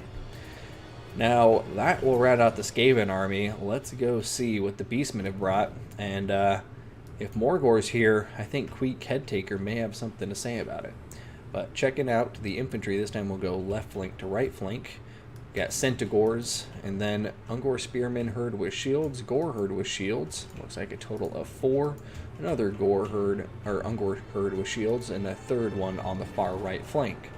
We're then going to have a second Centigore, once again, one on either flank. Very symmetrical build with 2 Minotaurs with great weapons, also in a symmetrical position. We have a Bray Shaman of Beast going to be looking here at Transformation of Kadan and Wissen's Wild Form, if I'm not mistaken, increasing the armor and base weapon damage of allies. Also going to see Wild Heart. Now, Morgor the Shadow Gave is going to be bringing Call to Violence and both of his Chaos Spawn summons. Nothing else. So, let's get some looks here at the Minotaurs, because I would be remiss not to.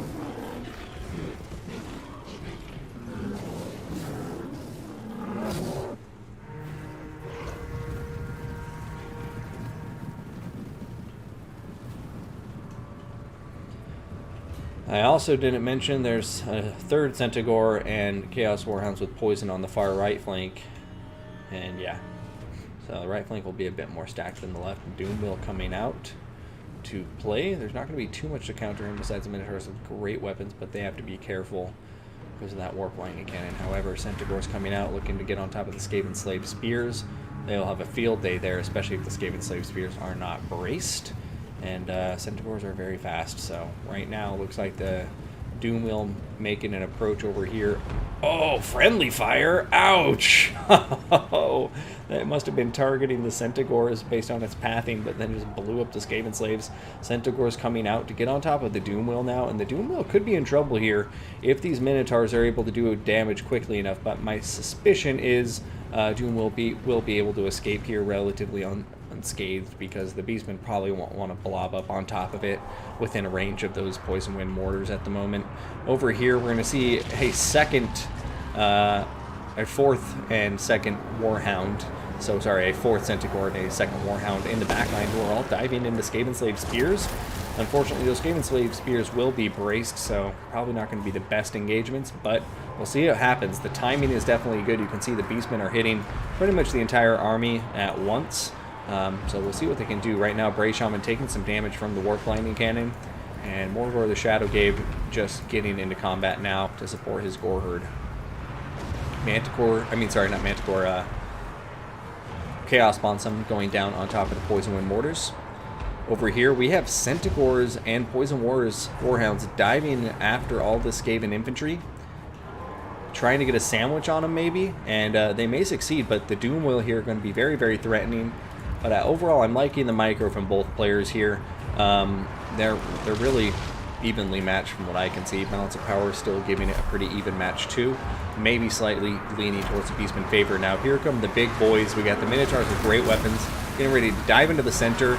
They're going to hit the Clanarch's spears, which normally would be a bad engagement, but they're going to be able to break them almost instantly.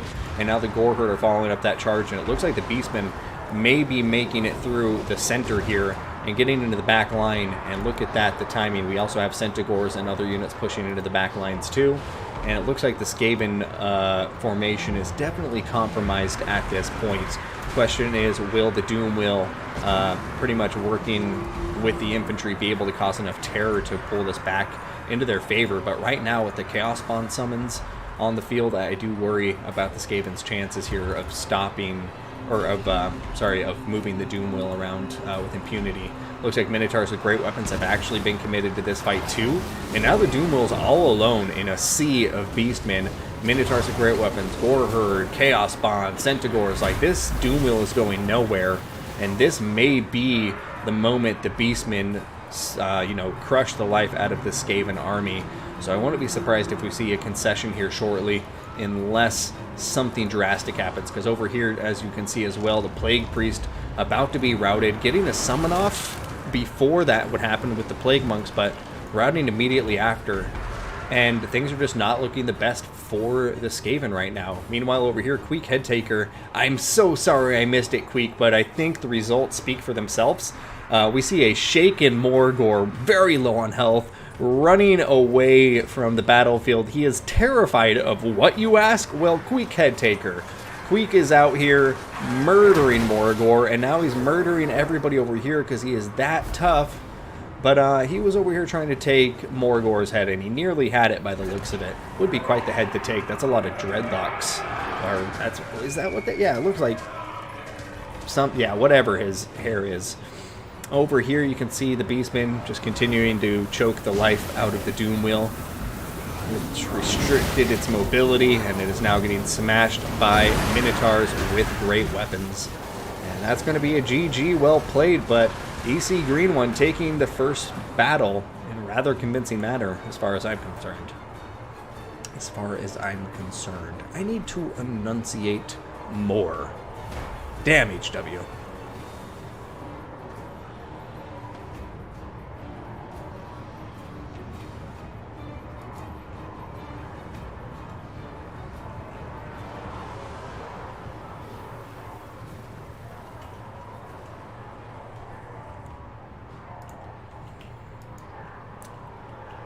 Very good game over here. We got Council Guard Vermin holding out, but it's going to be it.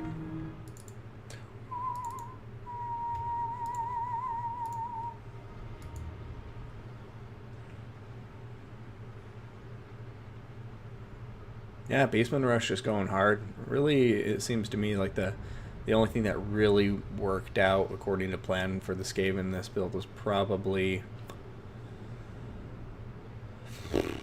Queek Headtaker and the Council Guard. Everything else seemed to underperform. I think because Zap did okay. Doomwheel was doing okay too, but once it got pinned by those Minotaurs and Centaurs, it was over. And Centaurs, like, just so good against Skaven. The Beastman infantry trades so well across the board with the Skaven. The Minotaurs, perfect counters to Doomwheels, anything like that. I usually don't see two great weapons, but it worked out here. You can't argue with the results. They're great at killing Plague Furnaces, Doom Bells, Doom Wheels, or Screaming Bells and Plague Furnaces, sorry.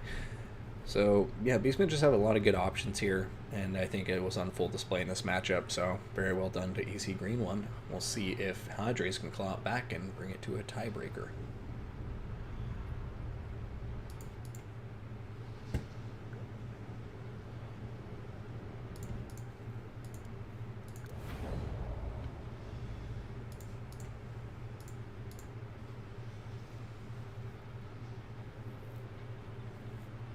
Yeah, I think my biggest problem with that Skaven army was, number one, first and foremost, a lack of mass. Against the Beastmen, if you don't want to get completely bulldozed, like, Rat Ogres don't trade well against Chaos Spawn, so I totally get it, but it's like you need something like that in there just to provide mass. Otherwise, Minotaurs and stuff will just have a field day. I also... I mean, other than that, no, that's pretty much my main problem there. Was it seemed like too much money was put into the Plague Furnace and the Doom Wheel, and maybe something had to give there. I think maybe Ika's Zap could be ditched for a regular Warp Lightning Cannon, or perhaps even better, like just a Warp Lock Giselle. Because typically you're not worried about outranging the Beastmen in this matchup. Rarely would they go a Cygor against you. So, yeah, I think you just need a little bit more mass to flush that army out, and that'd probably work out for the best. But do we have an elf match? Wood Elves, Bandawian Empire. Green one living up to his name. Beastmen and then the Wood Elves, two factions that live in the forest, which is quite green from what I've heard. And we may have Murder Sex Elves for Hadres. King Thran. I don't know what I'm about to do. I was about to try to imitate that little emoji.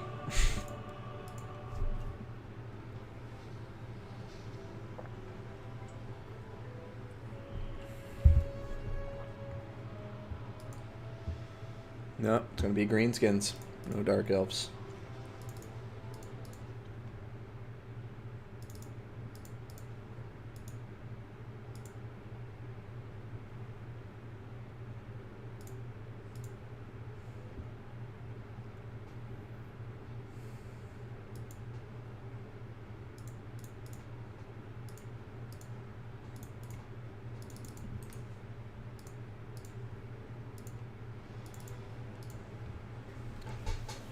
Okay, I think we're good to go.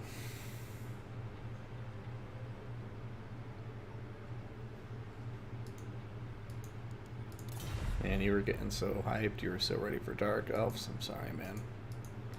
I would prefer to see Dark Elves here, too.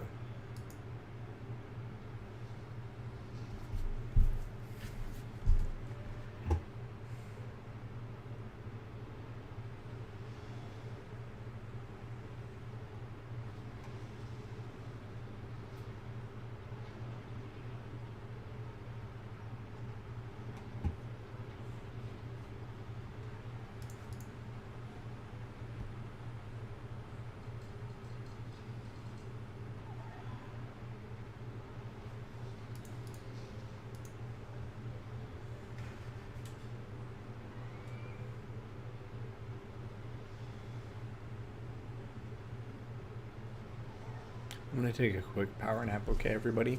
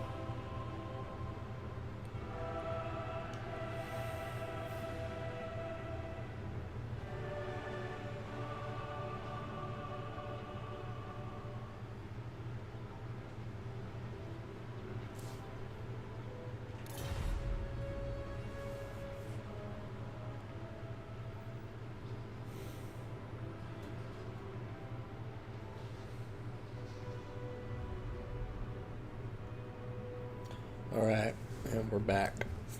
Intro card, engage! Hadres Greenskins. Green one, Wood Elves. Round 2 of this best of 3 semifinal. Winner heading to the final from here. And right now, green one is on match point of 1-0.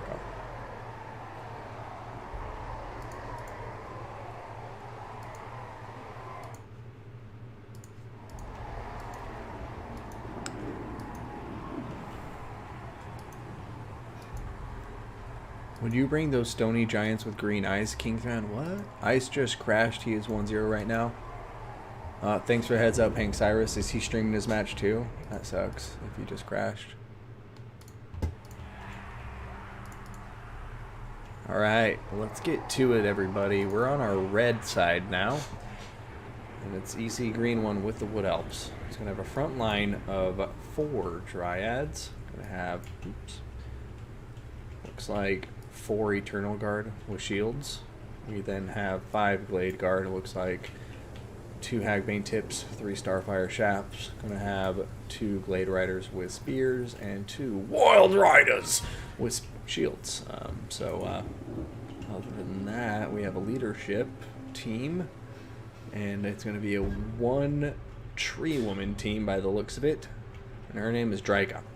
Dryka is over here in the forest with her Malevolent Dryad summon and Pit of Shades,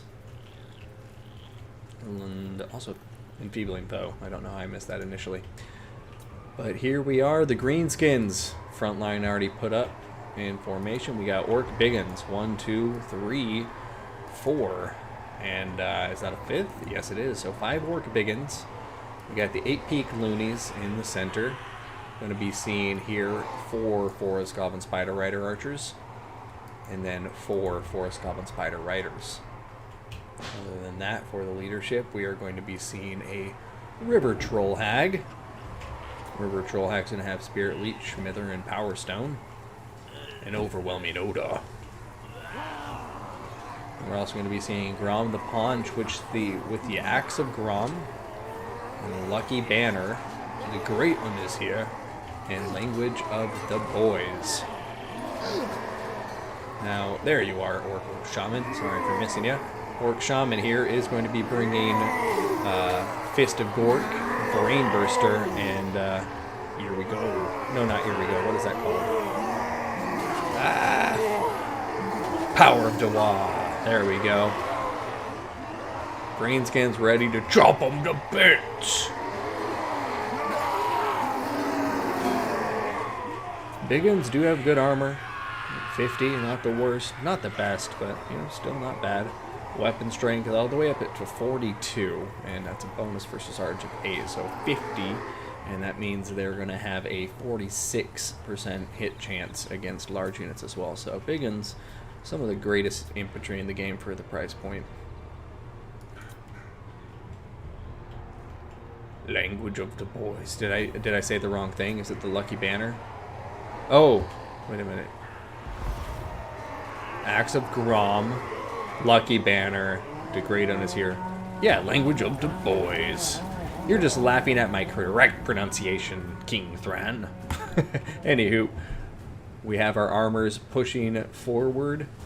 Gonna see Grom the Paunch leading the way here on his chariot, going through some light thickets. Spider Riders also pushing forward, and then on the other side of this little ridge, we're going to be seeing the Wood Elf army also getting in position. They have quite a lot of infantry with the Dryads and the Eternal Guard respectively, and now all of the Wood Elf archers are opening fire into the Greenskin forces. So let's go ahead and turn the banners back on and take a look at what's going on. Dryads charging out to meet the Orc Biggins. Biggins really trading perfect, like very, very well against the Dryads. They're absolutely smashing them with their superior weapon strength. Going to see a Brain Burster go down next to him too, and just like that, the left flank Dryad is already routing, and it looks like the one just to the right of it is also going to be routing soon after a nice loon goes through it from the 8 Peak Loonies. Over here, Grom the Paunch going after Dryka, but he is getting targeted by a lot of Glade Guard fire. Got to be careful, but the Glade Guard in turn need to be careful because you have a lot of greenskins and no infantry separating them. We do see some Eternal Guard pushing forward and some Wild Riders in the background looking like they're going to be pushing forward to try to engage. Over here, Pit of Shades going down on top of quite a lot of greenskin units, catching some big uns and some nasty skulkers, doing a nice bit of damage. Pit of Shades, a nice spell. Happy to see it in use here from Drika. 8 Peak Looney's getting charged hard by the Wild Riders, but then the Wild Riders going to peel off that charge to go after the Forest Goblin Spider Riders, and that's going to be nice. Charge to charge, Forest Goblin Spider Riders should dominate here, but Biggins are coming into support, so they'll have to be careful and not linger. Meanwhile, Glade Guard look like they've done a good job pulling back and forming a line of fire, while the Eternal Guard and Wild Riders and Glade Riders are pushing out to tie up the Greenskins. Right now, balance of power in the Wood Elf favor.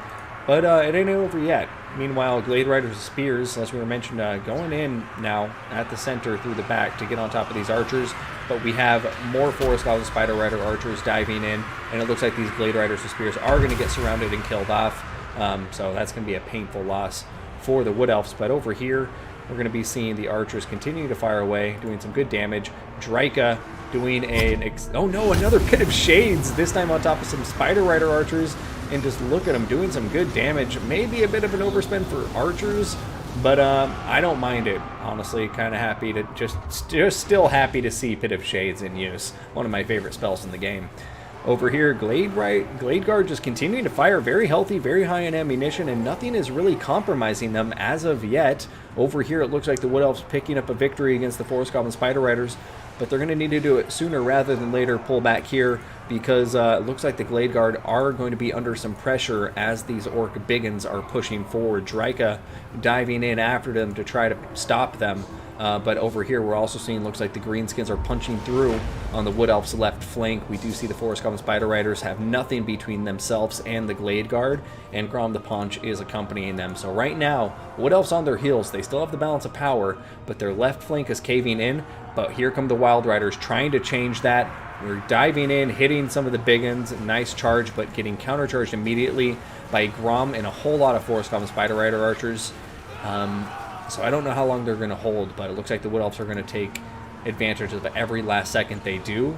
Over here, it looks like we're going to be seeing a Brainburst or a Pit of Shades again on top of the Wild Riders. And man, those I guess not on top of the Wild Riders, on top of the Forest Goblin Spider Riders and the Biggins, but it still did friendly fire to the Wild Riders. So curious decision, but I mean, the balance of power continuing to go in favor of the Wood Elves now. Still have a ton of ammunition on these guys, and the Wild Riders are doing beautiful work. Over here, Grom the Paunch, under the pressure of a ton of Glade Guard, especially the ones with Starfire Shafts that do the armor piercing, is just taking so much damage. He has the Lucky Banner on for that 40% ward save, but even that may not be enough to save him, and he is still wavering. We see the Glade Riders trying to chase him down, but the giant River Troll Hag coming in just in the nick of time to play defense for Grommy Boy.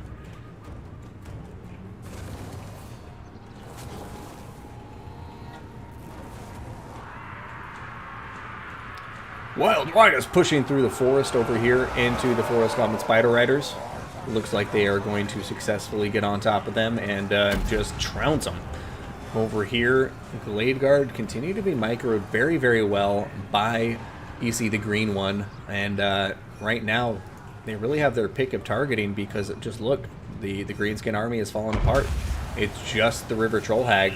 Drika going in after her, and boom. All of the Glade Guard going to open fire on her and her big old sack of fish.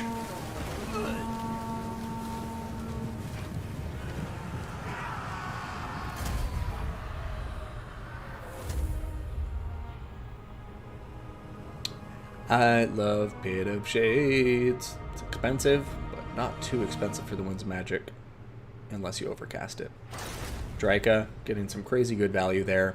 The Pit of Shades really did change the course of a lot of the engagements there, so well played to him. I like that Wood Elf build a lot, and it worked out very well. This Greenskin army, not an easy thing to deal with, and Hadre's a very skillful player. But you see the green one, just both of those battles really on top of his game. But I mean, as you saw, the Greenskins were just crushing the front line, just crumped all of the Dryads. They were just smashed in no time. And they smashed the Glade guard too. But all of those units bought enough time for his archers to get tons of work done. Look at that. 1100, 1050, 1300, 821, 884. And then his cav, once again, not even necessarily paying for themselves, but tying up so many units. And the Wild Riders, once again, not paying for themselves, but definitely paying for themselves, because the defense they played is what allowed these archers to get all that damage. And so you look at all these archers combined, that's like 5,000 damage. So they came close to doing half of the damage output of this entire Wood Elf army. And then you count in Draika, and all of them did way over half damage, to half of the entire damage to this Greenskins army. So really well played and well executed micro there from the green one. So we'll see how he does in the final and who his opponent is going to be, because it's going to be Ice Power or CC3 Ruben.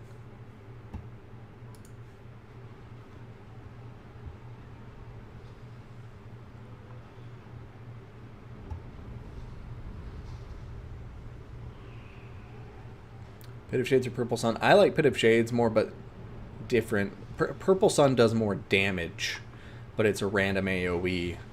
Pit of Shades is cheaper, but does less damage. But if you overcast a Pit of Shades, I think it does more damage than Purple Sun. It's just, like, more expensive. So, very good games.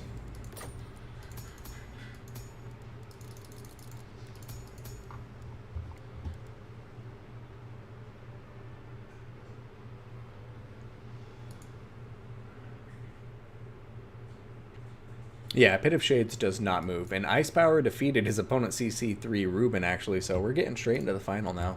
So let's see where it is.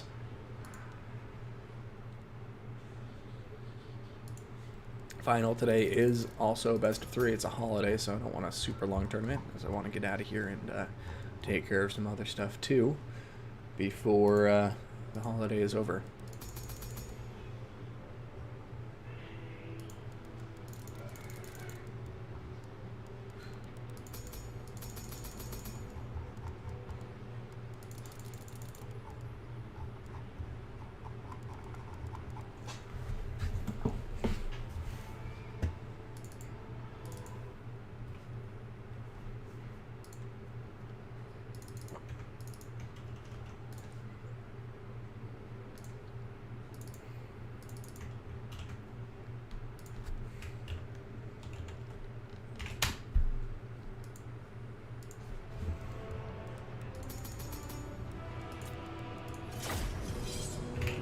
Ice Power Total War versus EC, or yeah, the green one. So XMT versus EC. Final is going to be best of 3 today. They're normally best of 5, Hank, but best of 3 today because it's a holiday, and so just going to make it shorter today. I may do best of 3s moving forward for the finals, just in the qualifier tournaments, because at the end of the day, I think it's better for them to end sooner rather than people have a best of 5. But we'll see.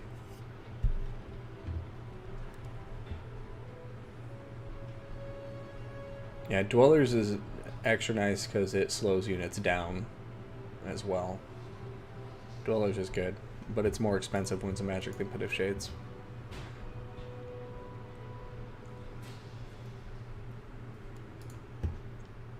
More expensive, but you get the added benefit of slowing units down, I believe.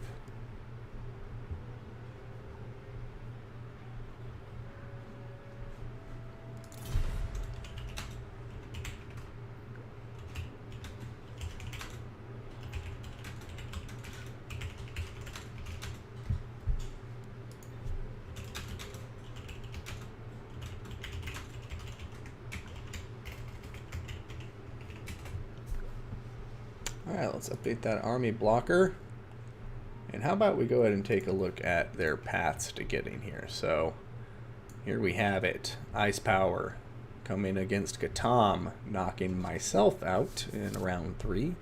Then going on to defeat CC3 Ruben, so he's a 2-0 onslaught against everybody so far. You see the green one also on a 2-0 onslaught against everyone so far. Central Scrutinizer, XMT von Karstein, and Hadres. So both of these guys aren't messing around. They mean business, and it's time to see which one comes out on top. which one of them will stay on fire for the duration of this tournament. Now, turning off display capture, getting back to the battle.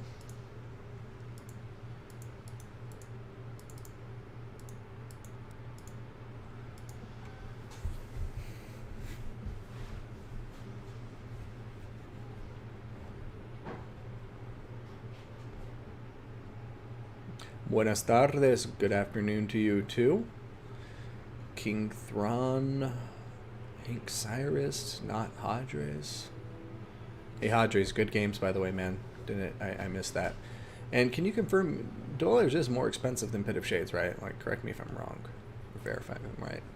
Hey Ruben Video, GG's. Congrats on getting into the semis, and sorry we didn't get to see your games, but feel free to send over the replays, or maybe Ice Power will too, and we can cast the replays. But yeah, Ice Power, he's a crazy good player. I don't know if you were watching the stream, but he beat me on stream earlier, so don't feel bad that he just beat you 2-0-2.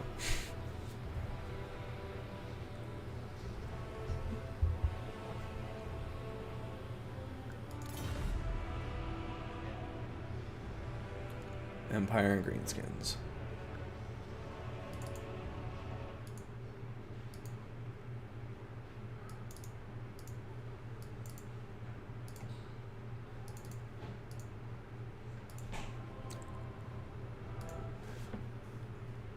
Oh my gatos.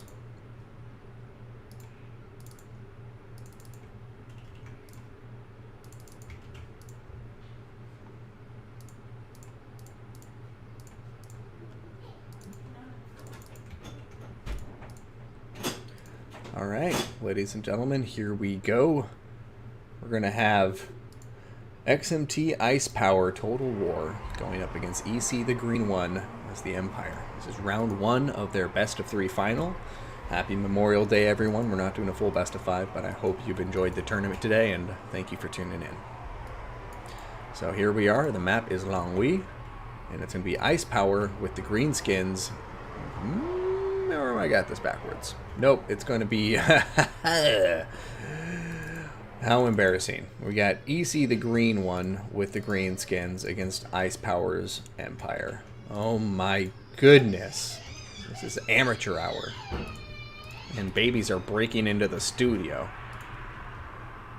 So, starting with EC the Green One and the Greenskins, as his name may suggest, we've got goblins. I'm sure that's not intentional, but it's funny that he's played beastmen, wood elves, and greenskins, all of which, you know, you can argue have a tie to green. Anyways, I'm making no sense in being boring. Anyways, goblins in the front line. We have 3 of them.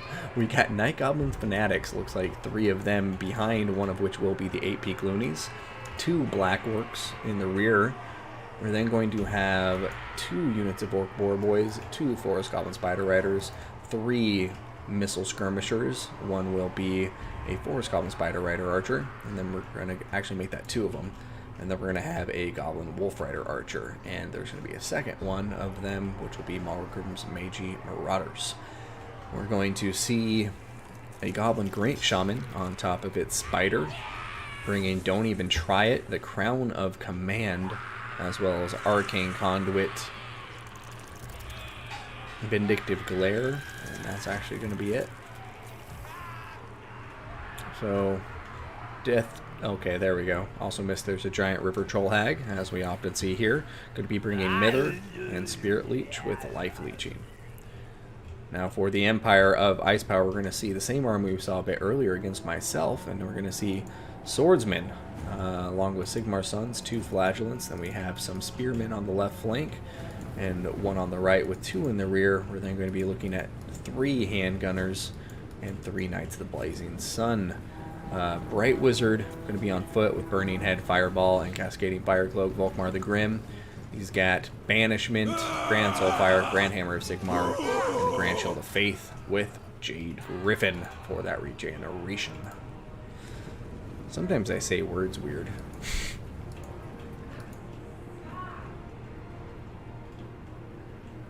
Alright, Empire just kind of pushing out into the open field. Going to be using their handgunners to counter skirmish against the Greenskins. And right now, we're going to be seeing the Greenskin skirmishers kind of just like testing the backlines maybe. Vindictive Glare going after the Bright Wizard. Most of the shots going to miss. It looks like he's going to get knocked over fortuitously in hindsight.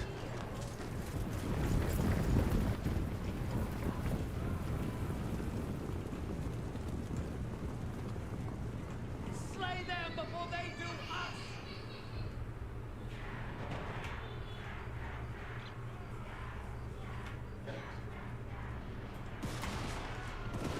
Handguns opening fire. Goblins are small targets and they have big shields, so they have that silver shield 55% block chance, but imagine the handguns will switch up their targeting soon enough. And the front lines look like they're coming out to engage. Night Goblin Fanatics rushing in after the Spearmen with shields. Flagellant's coming out to countercharge here. And wow, a nice loon cast this time, going through a lot of handguns. And it looks like they may even come over here and clip some of the Empire Knights before going off into no man's land and exploding. Over here, a burning head going through the 8 peak loonies. They're going to be able to dodge most of it though, so nice micro from them. Black Orcs coming forward now. Looks like they may clip that burning head, but they have very high armor, so not going to be the biggest deal for them. Over here, Goblin Great Shaman coming forward to get into combat with Volkmar the Grim. It looks like we're going to be seeing a Grand Soulfire, and that's going to do a lot of damage to these Fanatics. But now Black Orcs coming in, but Volkmar saying, I don't care, I'm just going to push back. Handguns are now danger close to the Goblin Great Shaman, and the Goblin Great Shaman needs to be careful. I would recommend playing this with some caution, because these handguns will shoot down that Goblin in no chance. The Goblin Great Shaman closing in on half health, and really just not in a position. It should be an Ice Power total, where it's not a player you can afford to put your Caster Lord in that scenario with. So looks like EC, the green one, catching the memo. Goblin Great Shaman going to be pulling out, and the Greenskins not doing bad on their right flank. You can see the Black Orcs pushing in here, doing a ton of work. In the backlines, the Empire Knights, however, have come out on top and asserted their dominance against a ton of the Greenskin mobility. But the Greenskins are not done yet. They still have Mogrim's Mangy Marauders, some Orc Boar Boys pushing out, and they have the Black Orcs, as always, who are the best spearmen. Over here, another burning head going down, eliminating what's left of the goblins, pretty much, and there goes a Spirit Leech on top of the Bright Wizard. Knights of the Blazing Sun getting a clean charge into the Orc Boar Boys. However, Forest Goblin Spider Riders coming into the rear of them. But I think the Knights of the Blazing Sun got this. They've taken some significant damage, but you can see the Orc Boar Boys have taken more, and they just really can't stand up to Knights of the Blazing Sun in a head-to-head charge. Oh, Fireball gonna miss the Goblin Great Shaman, but you know what isn't gonna miss? All of these bullets from the handguns. It's literally hitting the broadside of a barn right now, and these Empire handguns are having a field day shooting at this Goblin Great Shaman. Balance of power in favor of the Greenskins, but you can see here, EC the Green one isn't done yet. He's routing the Bright Wizard. He's getting a lot of good plays down here, really stressing the micro of Ice Power's cavalry, but I can't help but feel like he's just kind of fighting an inevitable outcome here. But then again, I'm getting ahead of myself. A Spirit Leech hitting this Bright Wizard. The Bright Wizard may be taken care of for good. These Knights of the Blazing Sun over here, in spite of being able to eliminate this Orc Boar Boys, are now getting dragged down by Goblins and Forest Goblin Spider Riders with some minimal Archer support over here. Forest Goblin Spider Rider Archers now getting chased by Knights of the Blazing Sun. They just gotta keep their distance. There goes poison on top of some of them.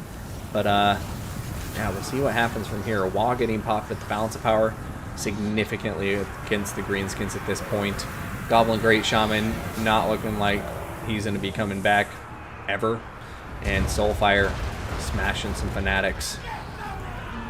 Volkmar, you dirty, dirty boy. A lot of small engagements where the Greenskins are getting the upper hand, but I think the balance of power is just kind of like stacking against them significantly now, because you still got Volkmar, these Knights of the Blazing Sun, who are very healthy, and banishment on the Black Orcs. That's going to seal the deal. Army losses have kicked in, and we're going to be seeing Ice Power with the first victory of today's best of 3 final. Yeah, my daughter definitely wants to join the stream, and my apologies for everybody. Everybody just had to listen to that. No, yeah, that's the Ragnarok spider scream effect, Morkarth. You called it.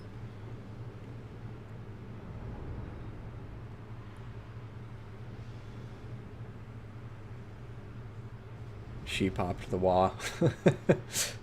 Yeah, but I mean, well fought by the green one. You got some very nice plays there. Once again, big shout out for not bringing Grom the Punch. I love the Goblin Great Shaman, but I stand by what I said there during the battle. I think that was going just fine for the Greenskins, and well in a lot of the engagements, but the big game loser for me was the Goblin Great Shaman getting way too aggressive there with Volkmar. As soon as Volkmar turned around to run, just like in my experience, don't chase him. He's not worth it. I mean, he is, but you're not going to get him. He's the slipperiest bastard in the game. He'll just run away, be fine, save him for the end, surround him, kill him, but the handguns are just going to slaughter an Ragnarok spider, so you don't want to go anywhere near them. Warhammer 3 is not out, Koopa Troopa Nation. They haven't even announced the release date as of yet, so Koopa Troopa Nation, I'll be streaming it when it's out, don't you worry. From the future.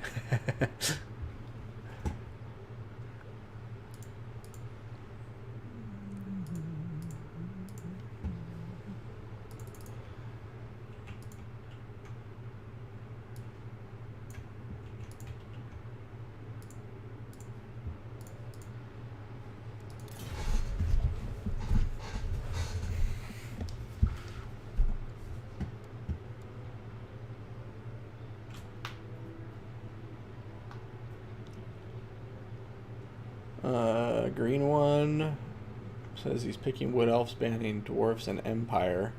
Ice Power reminding him like a gentleman, I just played Empire, so you can ban somebody else. So he's going to ban Greenskins instead. Now, Ice Power going to counter with Bretonia. I have to say, yeah, I would have gone with a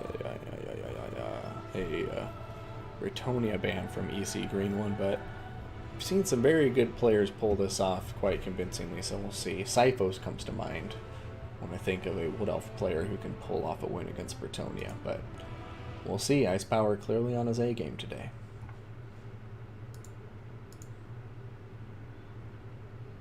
But we actually haven't seen Bretonia yet today, so happy to see a new faction.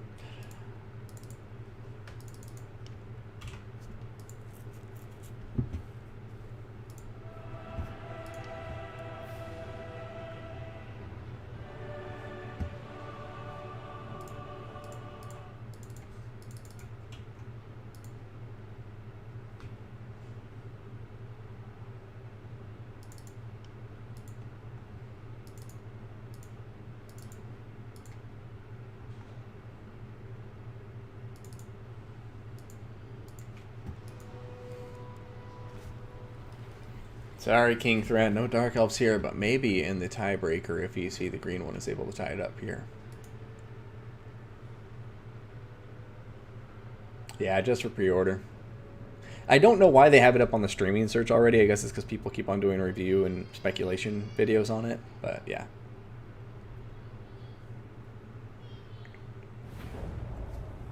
Alright, so here we are, ladies and gentlemen. Get ready for it. We have EC, the green one with the Wood Elves, up against XMT Ice Power and the Bretonians. Now it is match point for Ice Power at this moment. If he wins it, he takes the final 2-0. If he loses, EC, the green one, takes it to a tiebreaker, and we'll see what happens from there. But let's go ahead and get into the battle. Players have loaded in, and going to see what the Bretonians have in store for us.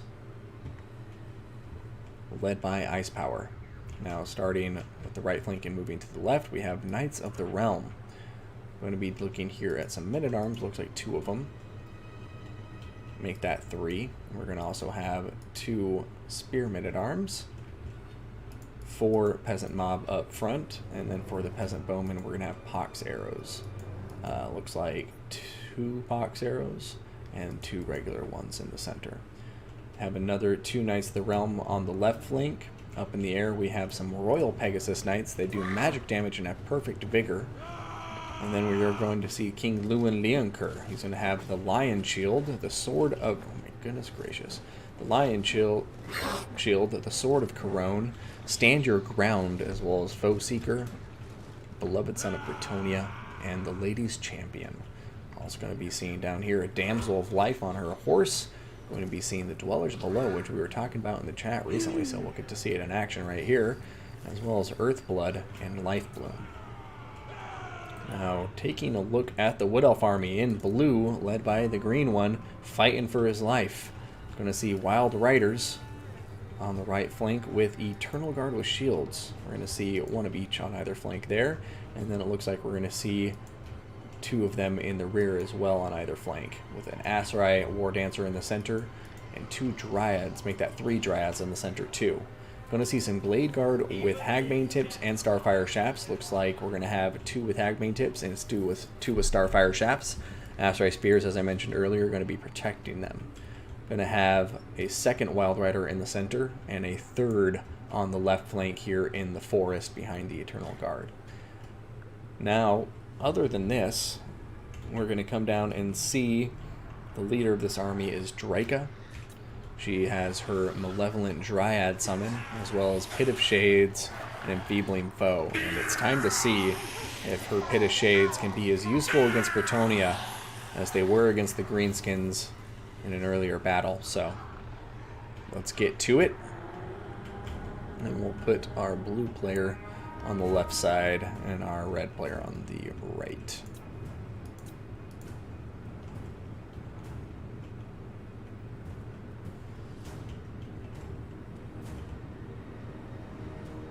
Alright, left flank of Britonia going to be the strong side, pushing with the Pegasus Knights and King Lewin. Blade Guard going to begin opening fire. And it looks like they're going to be targeting Peasant Bowmen to start with, and I absolutely agree with that decision. You cannot underestimate them. Dryads pushing out to slaughter Peasant Mob and Men-at-Arms by the looks of it. Going to force the Britonians to push to the center with their cav to try to counter the Dryads, and we'll see. It looks like the Glade Guard getting some good damage down on top of the Knights of the Realm so far. But Ice Power, very aggressive player, very good on the micro, so we'll see what happens from here. Pit of Shades going down. It looks like it's going to catch these Knights of the Realm and these Men-at-Arms, and it's doing some great damage. Pit of Shades is back in style, folks, just ripping those poor Knights through to the Immaterium, where Chaos waits and Slaaneshi demons are ready to do unmentionable things to them. Over here, going to see King Lewin hitting the ground now with the Pegasus Knights. They're on top of Wild Riders, doing a lot of damage. The Sword of Corone has been popped. And, yeah, those Wild Riders not enjoying life right now. Over here, looks like something's about to happen to Lewin, and I'm not quite sure what, to be honest. It's a Dwellers Below, and it's going to hit these Pegasus Knights too, and that is devastating. It's definitely going to do some friendly fire on top of the Wild Riders, but honestly, probably worth it. It got so much good damage done in there. But right now, balance of power dead even between the Wood Elves and the Britonians, and right now, I have to say, the Wood Elves have gotten some very key plays, but the Britonians maybe gotten even more key plays as the Wild Riders across the field, the Wild Riders, I mean, just are starting to disappear. I see one over here that's routing. This one's routing, getting chased by Lewin. Pegasus Knights getting shot down pretty convincingly. Hagbane tips hitting him now at point blank range, giving him that poison. They're going to get shut down right here on the charge, though. Draika still doing well. Lewin going after the Glade Guard, but we have Aserai Spears chasing after him. I would honestly like to see the Aserai Spears just kind of like, you know, focusing more maybe on the cav and the back lines, but getting on Lewin isn't a bad idea either. Bad idea either. But yeah, the Wood Elves need to kind of regroup, in my opinion. They need to eliminate the Peasant Bowmen after they clear out this cav in the back line. And then maybe from there they can start pulling something together. But Britonia really starting to look strong here as we approach the mid-game. Hear the horn!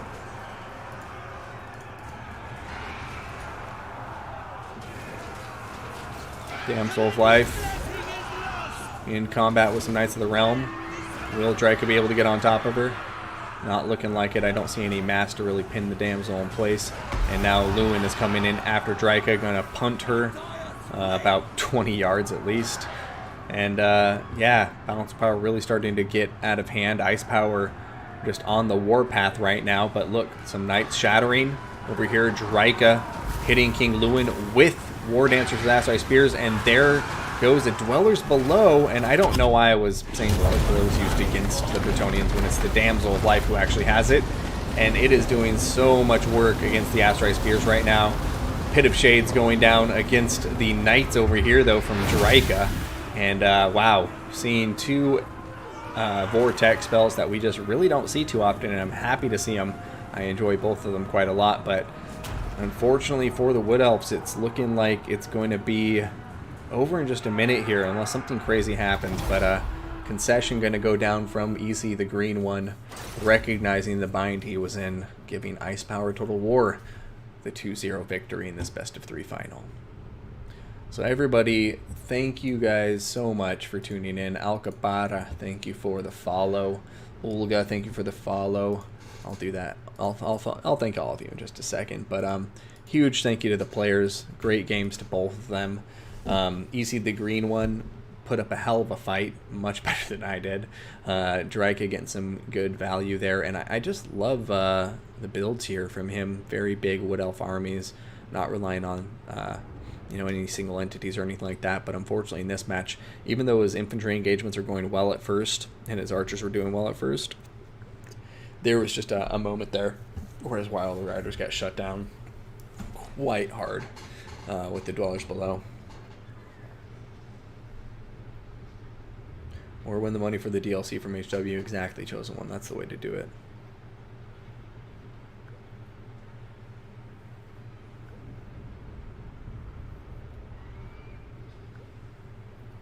Yeah, wait for a sale and get them all on sale. I don't know why the first game is still $60. Like, why is that? Why can they do that? But yeah, no, great games to both of them. King Thran, Asriel, Panzerfaust, absolutely. GG's, Halloween. But yeah, great games to both of them. But Ice Power, man, he's on fire. This guy's out for blood. He's vicious. His Damsel, 1,600 damage value. Peasant Mob got shut down pretty hard, but Peasant Bowman, well, one of them did well, but the Knights here, and the Pegasus Knights, surprisingly enough, actually did very well. So, GG's, well played. Love both of these guys. I hope they enjoyed the tournament. I hope you guys enjoyed watching it. Thank you to the players, and thank you to you. And a huge thank you to our new subscribers here. We're going to be seeing Lord Peretta gifting subs to Deadly Bunnies and Ruben Deo. We're also going to have Fintel with the sub, so thank you there, and Narmarsil for the subscription as well. Now, everybody who followed, thank you too for tuning in and for the support. Anything you feel like doing is helpful and appreciated. So, on that note, take care, everybody. My son HW, going to be signing out from here, and I'll see you on the battlefield.